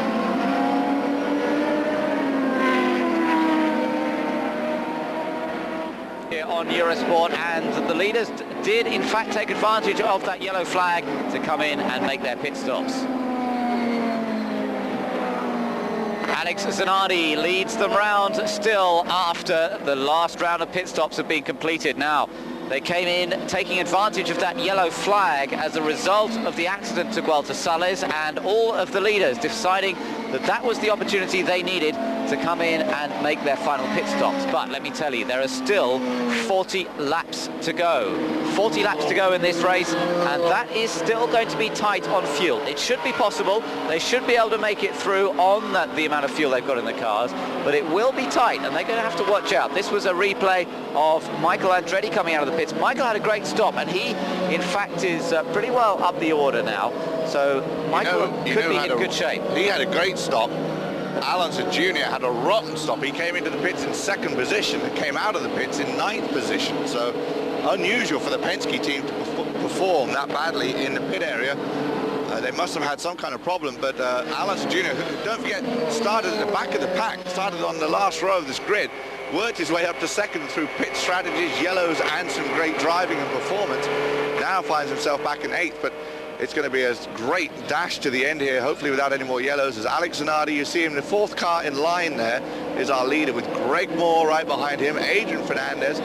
Then we have Richie Hurt, Brian Herter, Patrick Carpentier, Michael Andretti, Alonso Jr. and Jimmy Vasser. And rounding out the top 10 is Scott Pruitt with a bright yellow helmet there. Yeah, behind him, Mark Blundell, then Bobby Rahal, Maurizio Gugelmin, and then JJ Leto, who's actually at the front of the queue. But there is the disappointing sight of Dario Franchitti out of this race. What a tragic disappointment for him after such a strong race and a brilliant qualifying performance. The Scotsman will be perhaps most disappointed about this race than any other one that he's suffered troubles in. He was in great shape. He should have been in that battle right the way to the end. Of course, he had a bit less fuel effectively than the others, or more laps to run, should I say, on the same amount of fuel, but it still could have been a good result. The yellow flag would have helped him. He should have had enough fuel to run it to the end, and he'd have been in for another podium finish, I think, if everything had run okay. So great disappointment for Dario Franchitti, and he's certainly proving himself to be one of the consistent front runners this year. Zanardi, though, is the reigning champion and is the race leader at the moment. We're on board with Richie Hurd, who was a leader a while ago, but of course he made his stop, and that's dropped him further down the order, although in fact he's being shown as 4th place now. There you can see from that last pit stop how some people gained, some people lost. Greg Moore was one of the main people to gain. He came in 5th place, came out in 2nd place. Adrian Fernandez gained 1 place. Look at Richie Hearn as well. Came in 10th place, came out in 4th position. Now, and yet he spent so much time in the pit there too, which is quite strange. I think Richie actually stayed out. I don't think he actually came in on that lap, because I think he actually had already refueled. So I think the graphic slightly misleading on that one. Richie had already made his stop, so he stayed out there. That's the reason he's now moved up into 4th place overall. Brian Herter 5th, and then Patrick Carpentier 6th. So we're into the last stint now of this race.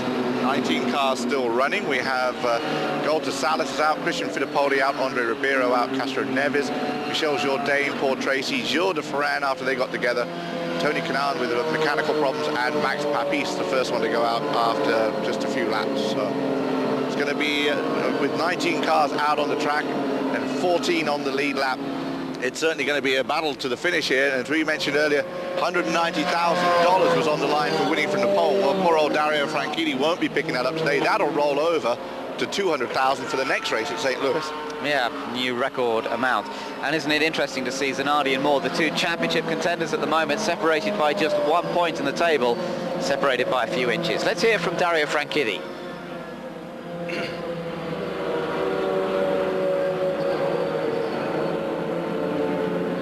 Dario Franchitti, our pole sitter. Obviously, this has got to be bitter disappointment for you. Both times that you've been on pole, you've run into trouble, but you were very competitive today.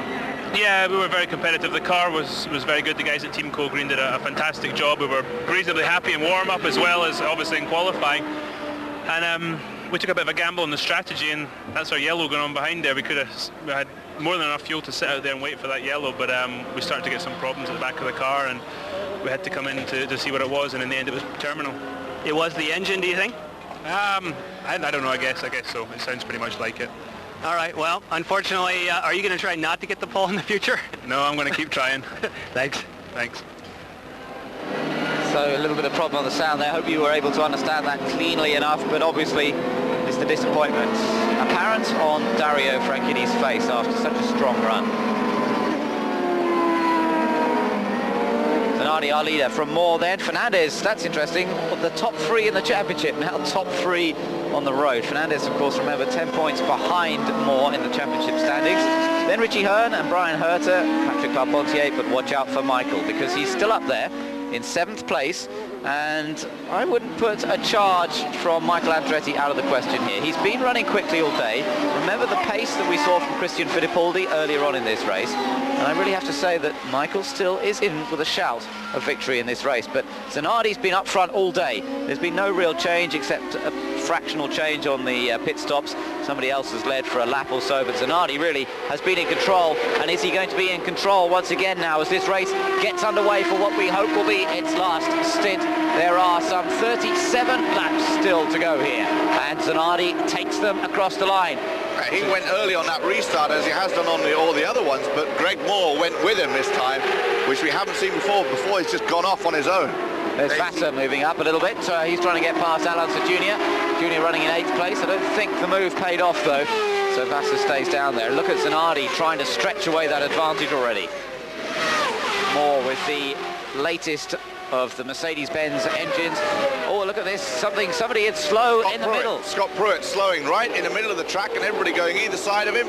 Scott Pruitt obviously with a problem. And Michael Andretti's just been passed by Jimmy Vassar. Vassar's on a charge, the winner of Nazareth, now beginning to really make his presence felt. And Vassar, did he know it was a battle? They were actually side by side, because Vassar already in that position. He was already behind Alonso Jr., remember? And in fact, it was Andretti trying to get past Vassar, and it didn't quite work out. There's another battle. Leto on the right versus Guterman on the left. They started on the grid together. They're still battling for it in this late stage in the race. And in the back of that picture, you can just see Scott Pruitt pulling off into the pit lane. So a short day for him again, unfortunately. As you mentioned, a great battle going between Michael Andretti, Jimmy Vassar. Here we have onboard footage of Scott Pruitt in the pit lane. Yeah, and getting out by the looks of things, well, certainly doesn't look too good for Scott Pruitt. The man who's finished in 3rd place the last 2 years here. He's had a consistent record, but it doesn't look as though it's going to happen on this occasion. Zanardi leads, Moore 2nd, Fernandez 3rd. Hearn still running quickly in 4th place. Good performance from Richie Hearn in the Swift chassis on the Firestone tyres. Remember, this is the only combination of Swift and Firestone, and he's running very quickly up there. No problems at all. Ford engine power for both those cars. Honda leading at the moment, Mercedes-Benz in 2nd, then Honda, then Ford are top 5, and it's obvious that they're all very, very evenly matched around this 1.8-mile track. And they're going to come by in complete lap 100, which gives us 33 left. Zanardi over Greg Moore, Adrian Fernandez, then Richie Hearn, as you say, having a great performance, and the only guy out there with that Swift Firestone combination. So Richie looking for one of his best results so far. If he can manage to hold on to this position, it would be a major achievement for him and for the team as well. Della Penna Motorsports, who've been involved in the championship with Richie now for a few years. 27-year-old had a best result of 9th last year. But this really is a competitive showing from Richie Hearn, running in 4th place. So far this year, he's had a 10th place finish. That was last race in Nazareth, and that's put him 20th in the championship standings.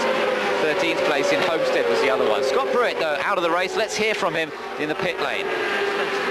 Well, about halfway through, I started fighting a shifter. It actually moved position, so I wasn't getting complete shifts. I was really having to work on it hard. And finally, it just kept getting worse and worse, and we found out that right there at the end that the whole shift linkage broke, so that was it. How tough is it to handle this run of bad luck, because you just haven't been able to finish a race since the season opener? It's been tough. You know, the Vision crew has been doing a good job, and you know, we're going to keep our heads high. We've got a lot more racing to go, and all we can do is come back here at St. Louis and try and win it.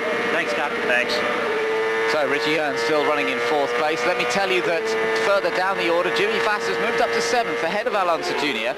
Michael Andretti is still behind Alonso Jr., though. They're two sparring partners from many, many years in this championship. Two great names of American motorsport, Andretti and Unser, running 8th place for Unser, 9th place for Andretti at the moment.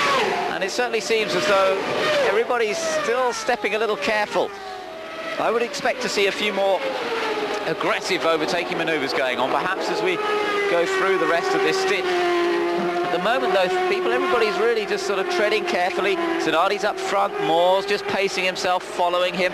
Remember last year, Bobby Rahal was the leader, and Tracy actually used the fact that he was sitting in Rahal's slipstream to help save fuel, and that was an important consideration. They should be okay on fuel now, though, with that amount of yellow they had just a little while ago. That should help them with just 30 laps remaining. We saw Michael Andretti there making some form of hand gesture as he went by the pit lane. Now, we don't know if maybe he has lost communications with his team and they're using some form of hand signal to let them know what is going on, or whether he was actually pointing at a guy in front of him. As Vassar comes by, Zanardi comes by, Greg Moore right behind him, and as you said, interesting the way last year Tracy actually used Rahal to save fuel. And now we hear Greg Moore's teammate Patrick Carpentier is giving off signs of smoke and is going to be called into the pit lane. Yeah, there is Carpentier, the French-Canadian, who's been running well up in this race and had got himself up into 6th position. Just recently he was running there in 6th place, but now out of it again by the looks of things. He's had so much bad luck this year. Remember, he was on pole position in Nazareth last time out and then had various troubles in the race. 1 or 2 of them were of his own making with a violation in the pit lane.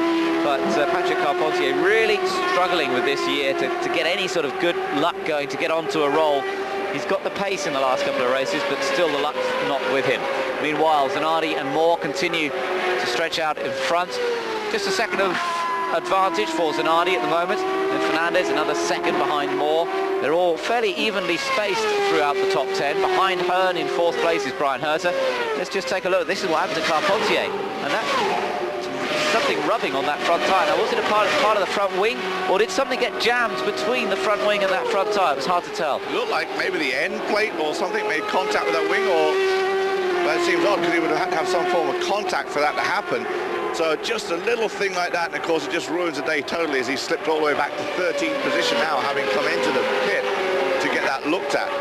Interesting thing was, you mentioned before, that with now Zanardi, Moore and Fernandez running 1, 2 and 3 and running 1, 2, 3 in the championship, a lot of the guys in the championship are trying to get up there out of this race and not going to be scoring any points. It's going to really open up these 3 guys as far as leading the championship, to give them a pretty good gap back to the rest of the field. It could really split this championship up. That's right, and once again Michael Andretti down in 8th position at the moment. I thought that he might be able to fight his way up the order a bit in this last stint, but I think they are being careful. And was that Greg Moore, or was that Carpentier again? I think it's Carpentier coming back in again. Back in for a second stop. Obviously they've tried to clear whatever was rubbing on that front tyre.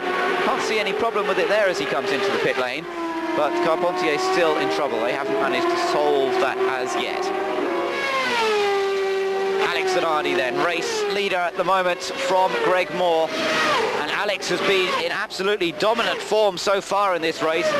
The question is, can he keep it up for the remaining number of laps? We've still got some 26 laps to go. And Zanardi pacing himself. And he will get the bonus point for leading the most laps. He's already led about 98 of the laps we've had. Actually, led more than that. Led almost all the laps. Tony Kanaan, of course, jumped out in front early.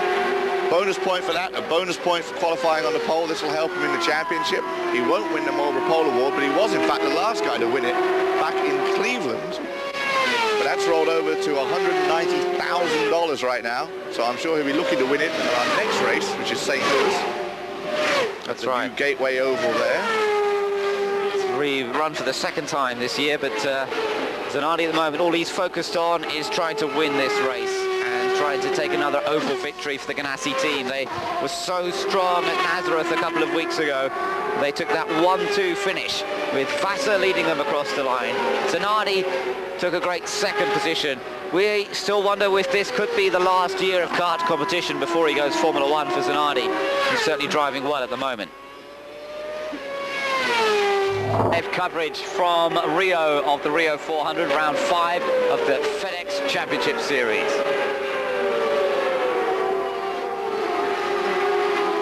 Beautiful weather conditions, a perfect setting for this event, the 5th round of the series, with the championship really beginning to develop now between the top 3, Greg Moore, Alex Zanardi and Adrian Fernandez.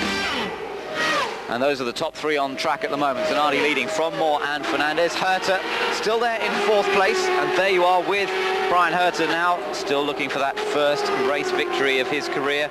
But 4 pole positions. There's Moore a little closer to Zanardi now.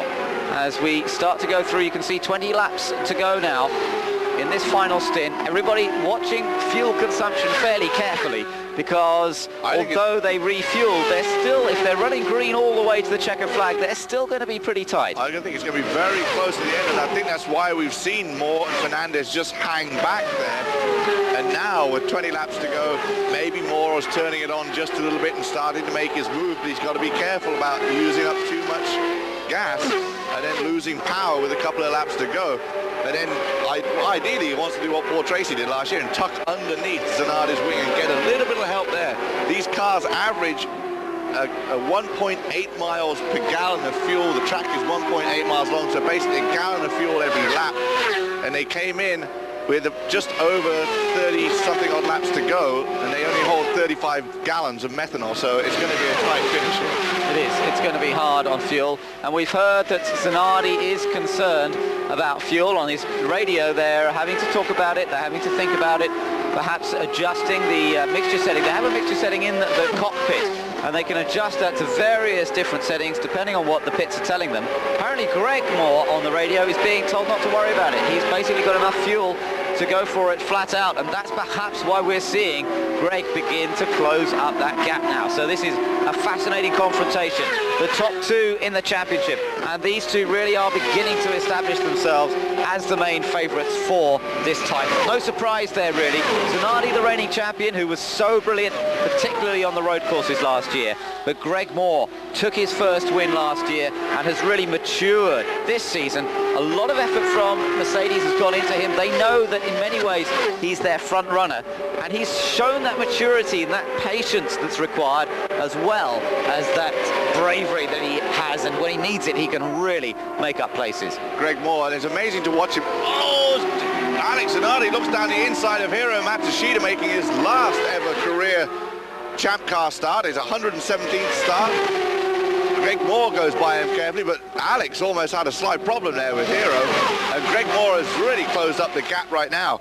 And you talked about how aggressive he can be. To watch him in practice and qualifying at tracks, he takes a totally different line to the other drivers and creates his own race day line, and then on the Sunday he goes out and uses the one he's been running on Friday and Saturday, and we see him do it particularly on the ovals. Yeah, very, very fired up racer, but he's not prone to making so many mistakes now. He's really matured nicely over the last couple of years of his competition career in this series. Some 37 starts in the championship over the last couple of years, and now leading this championship table. Had a couple of wins last year, has taken 1 pole position this year, but he's yet to win a race this year. 3rd place at Nazareth, 6th at Long Beach, 4th in Japan, 2nd at Homestead, remember, and that was the race that he came so close to winning on the Homestead Oval when he shadowed Michael Andretti across the line, and really it was only the onboard jacks that prevented Greg Moore from taking the victory on that occasion.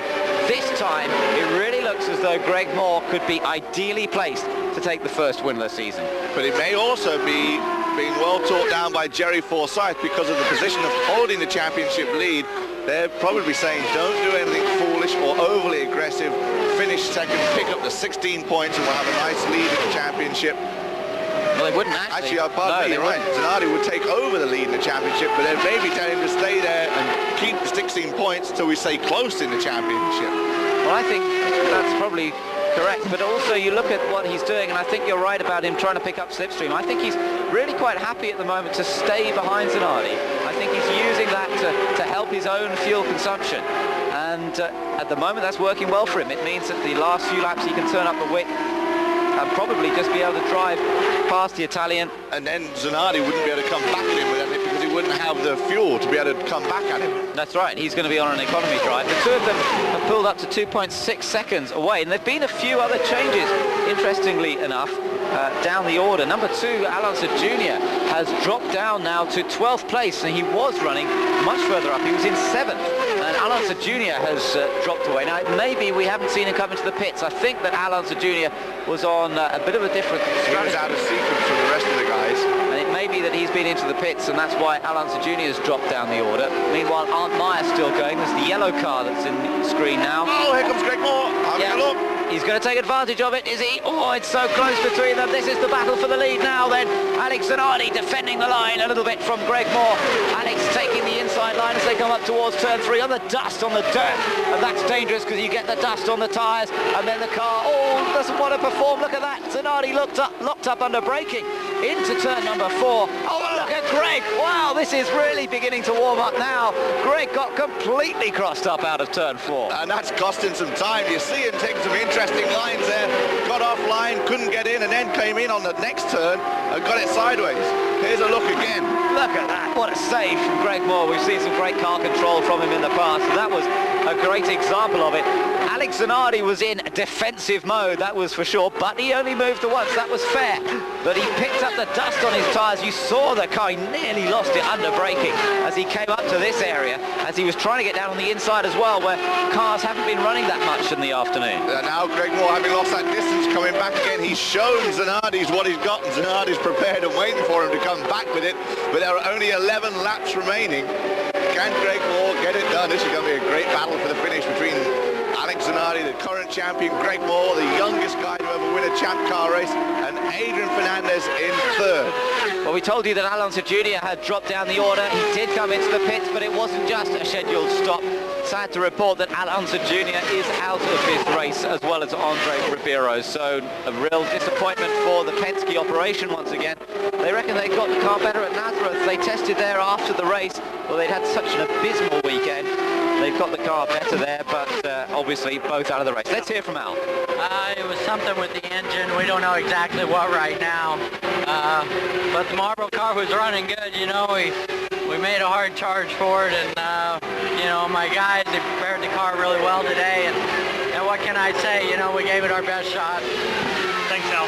Thank you. Well, as you see, the disappointment is getting a bit used to it, but they really need to pick their season up.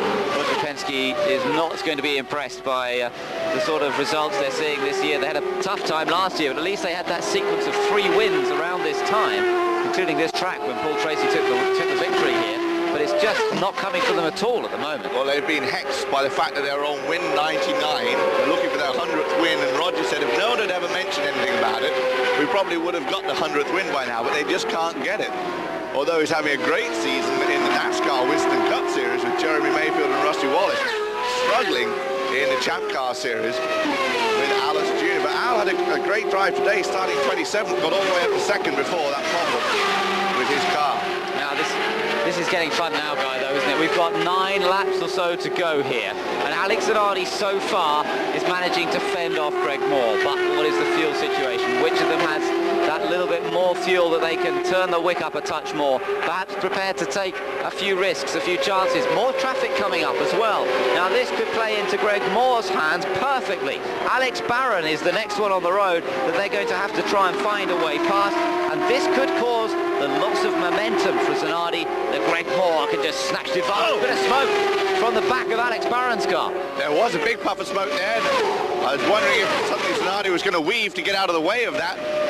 And I was thinking that maybe Greg Moore would go the other way. But no, Zanardi is safely and quickly by. And then Greg Moore, see, that's really hurt Greg Moore right there, getting caught behind Alex Barron through the turn. Yeah, he lost a lot of time there because Alex Barron took his line. That was fair enough, and that was just one of those things.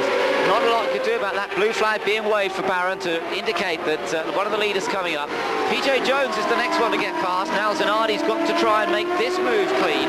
Otherwise, he's going to have the same problem of Moore taking advantage of the situation. But that's what it's all about. That's what Moore wants to do. Zanardi caught him just in the right position on the exit of that turn, gets by him down the straightaway, and then Greg Moore is going to get him in the corner. Unless he can sneak by him here, but he's not going to be able to. Again, it cost Greg Moore time with only 7 laps remaining.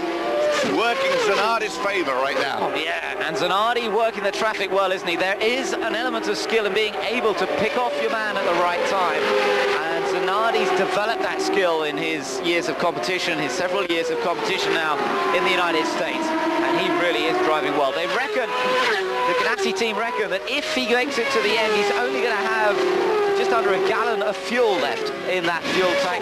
It is marginal. It is so close between these two now in terms of fuel mileage, making it to the end and dealing with the traffic. Art Myers, the next one. Oh, now that's helped Greg Moore. He's got caught in the corner and they come by this time. There'll be 5 laps to go. Oh, and look at this. This is the chance for Greg Moore, surely. Moore's on the inside. Zanardi's trying to shut him down. Myers in the middle. He doesn't know where to go. What to do? Zanardi's still on the outside. Oh, and he's still got a slight straight line speed advantage. Moore's now going around the outside. Oh, this is great racing. Zanardi's wide. He went in too fast. He nearly lost it. And that's the battle for the lead. Greg Moore's taken the lead from Alex Zanardi. Great racing, classic oval track action, and hard fought between the two of them. Moore takes the advantage. And poor Art Meyer just didn't know where to go. When they came at him, he couldn't decide which one he should move over for. They both went around him. Here it is again. Look at this. And then Greg Moore slingshots to the outside and then cuts across Zanardi. Zanardi locks it up a little bit and has to continue because he gets out on all the dirty part of the track there, has to get off the gas, get the car turned and get back online.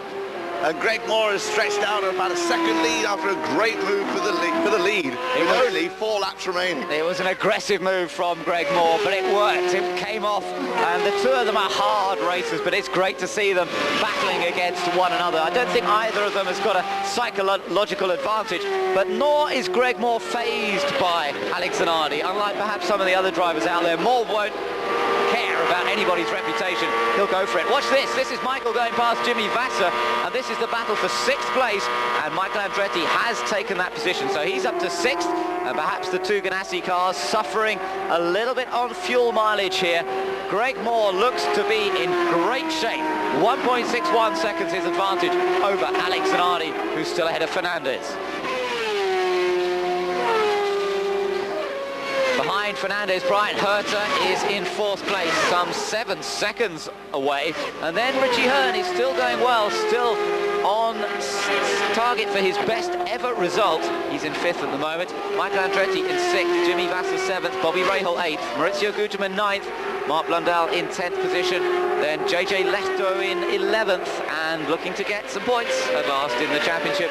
And at the moment, Alex Barron is our last point scorer. He's in 12th place, and we still have just, well, as you can see, 3 laps less, in fact, than 3 laps to go now, as Greg Moore heads towards his first win of the season. He's led a lap in every race so far this year. Back to Alex Barron for a second. He will pick up a point for finishing 12th, get him in the rookie standings as far as points-paying positions.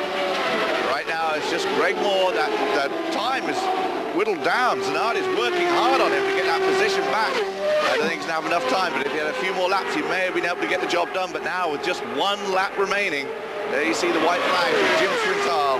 But Zanardi, you never count him out. Never count him out. That's right. He's still on it. The last lap, Zanardi was much faster than Greg Moore. Moore sliding it around through turn 1, up through turn 2, flat out onto the backstretch. I think Moore's going to have enough to hold off Alex Zanardi. He's held off Michael Andretti in the past when he took his first win in Milwaukee last year. He won't be fazed by seeing the Italian behind, but the Italian never, ever gives up. Oh, they both get past Mark Blundell. Zanardi tries to take advantage of that. I don't think there's going to be enough time. Out of turn 4, the last corner, the run to the checkered flag. Greg Moore is going to take his first win of the 1998 season. A brilliantly driven race. Alex Zanardi in a fine 2nd position, but the championship means that Moore further extends his title lead, and Zanardi 2nd from Fernandez in 3rd place. We are waiting now for 4th place man to cross the line, and it's Herter who's 4th, but Andretti has come through in 5th, and Richie Hearn has dropped down into 7th position. Greg Moore, the winner here in Rio.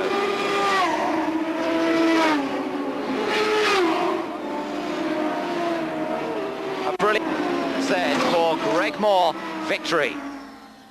Being interviewed down in the pit lane, and look at this, Vasser being towed back in. He probably ran out of fuel after the flag. Vasser did survive to finish in 6th place, but boy, they really ran it close. I wonder if Zanardi was that close as well, because in the end, perhaps He just didn't have quite enough. This was the moment, though. As they came up behind Art Meyer, Moore already had a run on Zanardi because out of the last corner, Meyer had cost him a bit of time. Nothing Meyer could do about it. He sat in the middle. Then Zanardi seemed to have a better run down the straight. Moore, though, was absolutely determined to get him. He took the wide racing line into the corner, more grip for braking, turned in and cut across Zanardi's bows. Zanardi was sort of forced to back off a little bit, and that forced him off into the dirt. Great aggressive racing from the two of them, and I don't think Zanardi can complain about that. It's the sort of move that he would make on someone else, and has done frequently, but in this case he had to run second to Moore. I tell you, Guy, this is going to be a tremendous battle between these two throughout the year. Obviously we're getting a chance, hopefully, to hear from him anytime. That could be the championship move right there. There's the man himself, great big smile on his face. Here comes your dad. Let's hear from him. Bring Rick in here. Oh, the emotion of victory lane. Nothing replaces it. Father, son, Rick and Greg Moore embracing here. And Greg Moore, I guess racing can't get any more exciting than what you've showed us over the last 10 miles or so. Oh, that was really exciting. I mean, we knew we had a good shot, but, you know, Alex was awfully quick down the straightaway. We were a bit quicker than him under braking, and that's all it was. He had a little bubble coming out of 4, and he took the inside. I took the outside. I passed a couple guys that way, and I mean, good job for the guys. We were back in 11th place. They gave me a pit stop, got me up to like 3rd or 4th, and they did an unreal job. I mean, what a great way to leave Brazil. You saw Art Meyer in that bright yellow car, and you knew that this might be your one and only opportunity, I'm sure. Yeah, that was it. I mean, my car, once he got into a bit of traffic in 1 and 4, had a bit of an understeer, so I knew if I got real close to Alex that my car would understeer a bit. Same thing as Miami, you know, Art Meyer got in the way of Alex, and I capitalized on it. You know, I'm just really pleased. Our guys in the booth, and I didn't get a chance to see it, but they said you got it almost sideways one time. How concerned were you of losing it? At that one time, I was really concerned. I thought, oh, you know, God, you know, I had such a good ride going, but, you know, luckily I just let off the gas and turned into it, kind of like I did that when I spun on in qualifying yesterday. But I'm just really, really pleased. I mean, what a great day. What does it feel like to be leading this championship chase, knowing that way down the road, come November, there's $1 million pocket of gold? I mean, the $1 million pocket of gold is nice, but I'm still looking for that pole award money. I mean, it should have been mine in Miami. I'm going to get it next weekend in St. Louis. All right, Greg, great job. Thank you. So tremendous celebrations from the Forsyth camp after that. There's Alex Zanardi. He looks a bit grim, doesn't he? He does look grim. He does. He's not happy. He does not look happy at all. I don't think he's very impressed with Art Meyer there. No, he's having, this was a few moments ago, having a chat with Art Meyer, and he obviously feels that Meyer very responsible for him losing that race, and he is not happy at all. Billy Camphausen from Kart having to come in and break that up. Alex, you see there, he's saying, no, I'm okay. I just wanted to explain that he just cost me the race. And I don't think Alex likes being aced like he aces other people at tracks, and he's going to blame Art Meyer for it. That's right. It's just one of those things, though. You have to accept that in oval track racing, that there are going to be cars in the way now and then, and that's life. There are the results then from the race in Rio. Greg Moore, Alex Zanardi after a tremendous battle. Adrian Fernandez 3rd, Brian Herter 4th. Richie Hearn in a great 5th, his best ever result. And the Swift of Richie Hearn beating the Swift of Michael Andretti. Then Jimmy Vasser, Bobby Rahal, Maurizio Gugelmin, and Mark Blundell both scoring points for Pat West, and JJ Leto getting his first ever points in the series, just ahead of Alex Barron. They're the non-points finishers, and in fact the first of the non-finishers as well, starting out with Alonso Jr., working our way down the list. Dario Franchitti, one of the most disappointed. He had a great shot of being on the podium here today. And then the early retirements, Paul Tracy and Gilda Ferran, who are also very, very quick until their accident.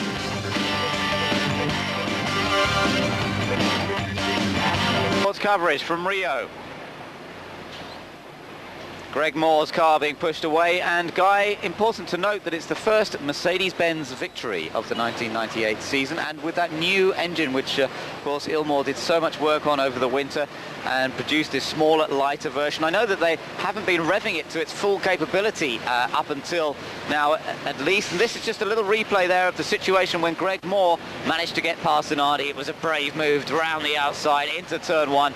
Great stuff, and Zanardi so nearly then lost it as a result, didn't he? He ran so wide, and he's fuming afterwards with Art Meyer, but that's just life. You have to put up with that sort of thing, and as you said, he would have taken advantage of it himself given half a chance. Alex not happy. No, he's not happy at all, looking a bit grim, as we saw when he talked to Arnmeyer. Let's hear from Zanardi down in the pit lane. I've ever seen you this angry. What did you say to Arnmeyer? Nothing, guys. It's not really his fault. The problem is that in this series, blue flag means nothing. And even when it should, I understand in certain cases when you go lap down, but even when it should, people totally ignore it and nobody take action. That's the real problem. Nobody taking action, never, about these problems. And this is the result. This guy has cost me already 2 points in Homestead and 4 very valuable points today. Nevertheless, I'm obviously happy. The boys at the Target Chip Ganassi Racing were great in the pit stop. We definitely had the fastest car out there. Honda needs to keep working, but they gave us a great engine today, and I think I drove beautifully, but I lost the race. It's impossible. Sounds impossible, but that's the reality. When you talk about driving beautifully, when Greg Moore came across and cut to the outside, did you think you were going into the wall? You went very high out there in turn number 1 when he took the air off your front wings, when he went for the lead. We were very close to make contact. People say that I'm a wild driver, but rather than making contact, I brought home second place. You know, I don't have any interest to finish the race in the wall, so I had to put my wheels up on the curb because he cut on me, which is totally understandable. Actually, I wish to congratulate him for the splendid win. But you know, once that you go on the curb, you don't get much grip, so then the car slid over and run over the dust, and that's why I lost it a little bit. But no, it was under control. Now, how much you were having to save fuel at that point? How much had you turned it back? Were you at a disadvantage as far as fuel goes at the end? We don't know. I think right at the end I had a slight advantage, but the bottom line is that I was faster than Greg even when I was saving maximum fuel. I think he tried a couple of laps to sort of intimidate me, and then he realized that if he wanted to finish the race he had to lean down as well. So we were really controlling each other. I had the best car, I was faster, and I had everything in control until that car came on my way again. Okay, well, congratulations on a great finish. Thank you. So, very interesting interview from Alex Zanardi there. Obviously very, very angry about Arnmeyer. And this is probably why, Guy, when we take a look at the points standings, you can see they're having a good old chat there, no problem. Greg Moore, though, has opened up a 4-point lead. Of course, Zanardi got the point for leading most laps today, which did help. Fernandez third, but those three really are pulling away from the rest. Brian Hurt has popped up into fourth now, ahead of Jimmy Vasser and Gilles de Ferran, who failed to score today. Second page, and we see Michael Andretti still wallowing down there in seventh, and yet with a car that has seemed to be certainly amongst the class of the field this year, and there he is down in seventh. Yeah, Michael Andretti had a tough break today. He looked like he had a great car, and then he suddenly dropped back in the field at one point. He's having a tough season. Interesting season, though. 5 races, 5 different winners, 2 wins for Honda, 2 wins for Ford, and now 1 for this man, Greg Moore in the Mercedes. It's going to be another fantastic car champ season. It is, isn't it? And of course, don't forget that both Greg Moore and Alex Zanardi are very rapid on the road courses as well. It's not as if Greg is an oval specialist. He is good on the ovals, probably maybe has even the edge over Alex on some of the other ovals like St. Louis, which is coming up. And there, it sounds as though Mercedes will be running their engine to higher revs. So the other guys have got to watch out, because that new engine is going to get better and better. Their new engine management system is coming on stream as well. So Moore is likely to get stronger, and that is obviously going to be a worry for Alex Zanardi, for Adrian Fernandez, for all of the other competitors.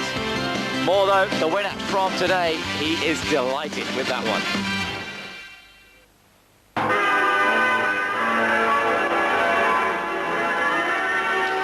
So Greg Moore celebrating with the Canadian national anthem playing. Alex Zanardi still not quite understanding how he could have driven such a perfect race and yet finish in second position, but that's just the way it goes sometimes. Adrian Fernandez in a fine third place, maintaining that consistent run of points, scoring results ahead of the likes of Brian Hurt, Michael Andretti, Jimmy Vasser, Richie Hearn, Bobby Rahal, Gujamin Leto, Blundell and Barron in the top 12, taking those final points. Good to see Alex Barron, by the way, scoring a point on this occasion. Alex in his first season of kart competition, driving for Dan Gurney alongside PJ Jones, and that's the first point for Alex Barron in the championship. So good result for him, and the 1997 Atlantic champion obviously settling well into this higher form of competition. Did a good job to get the car home. The trophies on display from the top 3 drivers. it gives us a little opportunity to look back over this 1998 Rio 400. It all started out with a great beginning for Tony Kanaan and Alex Zanardi as they both managed to get past Dario Franchitti on the run to the first corner. Franchitti was on his first ever pole position on an oval, but for Kanaan it didn't last long with a dramatic explosion at the back end of his car, and the young Brazilian was out of the race.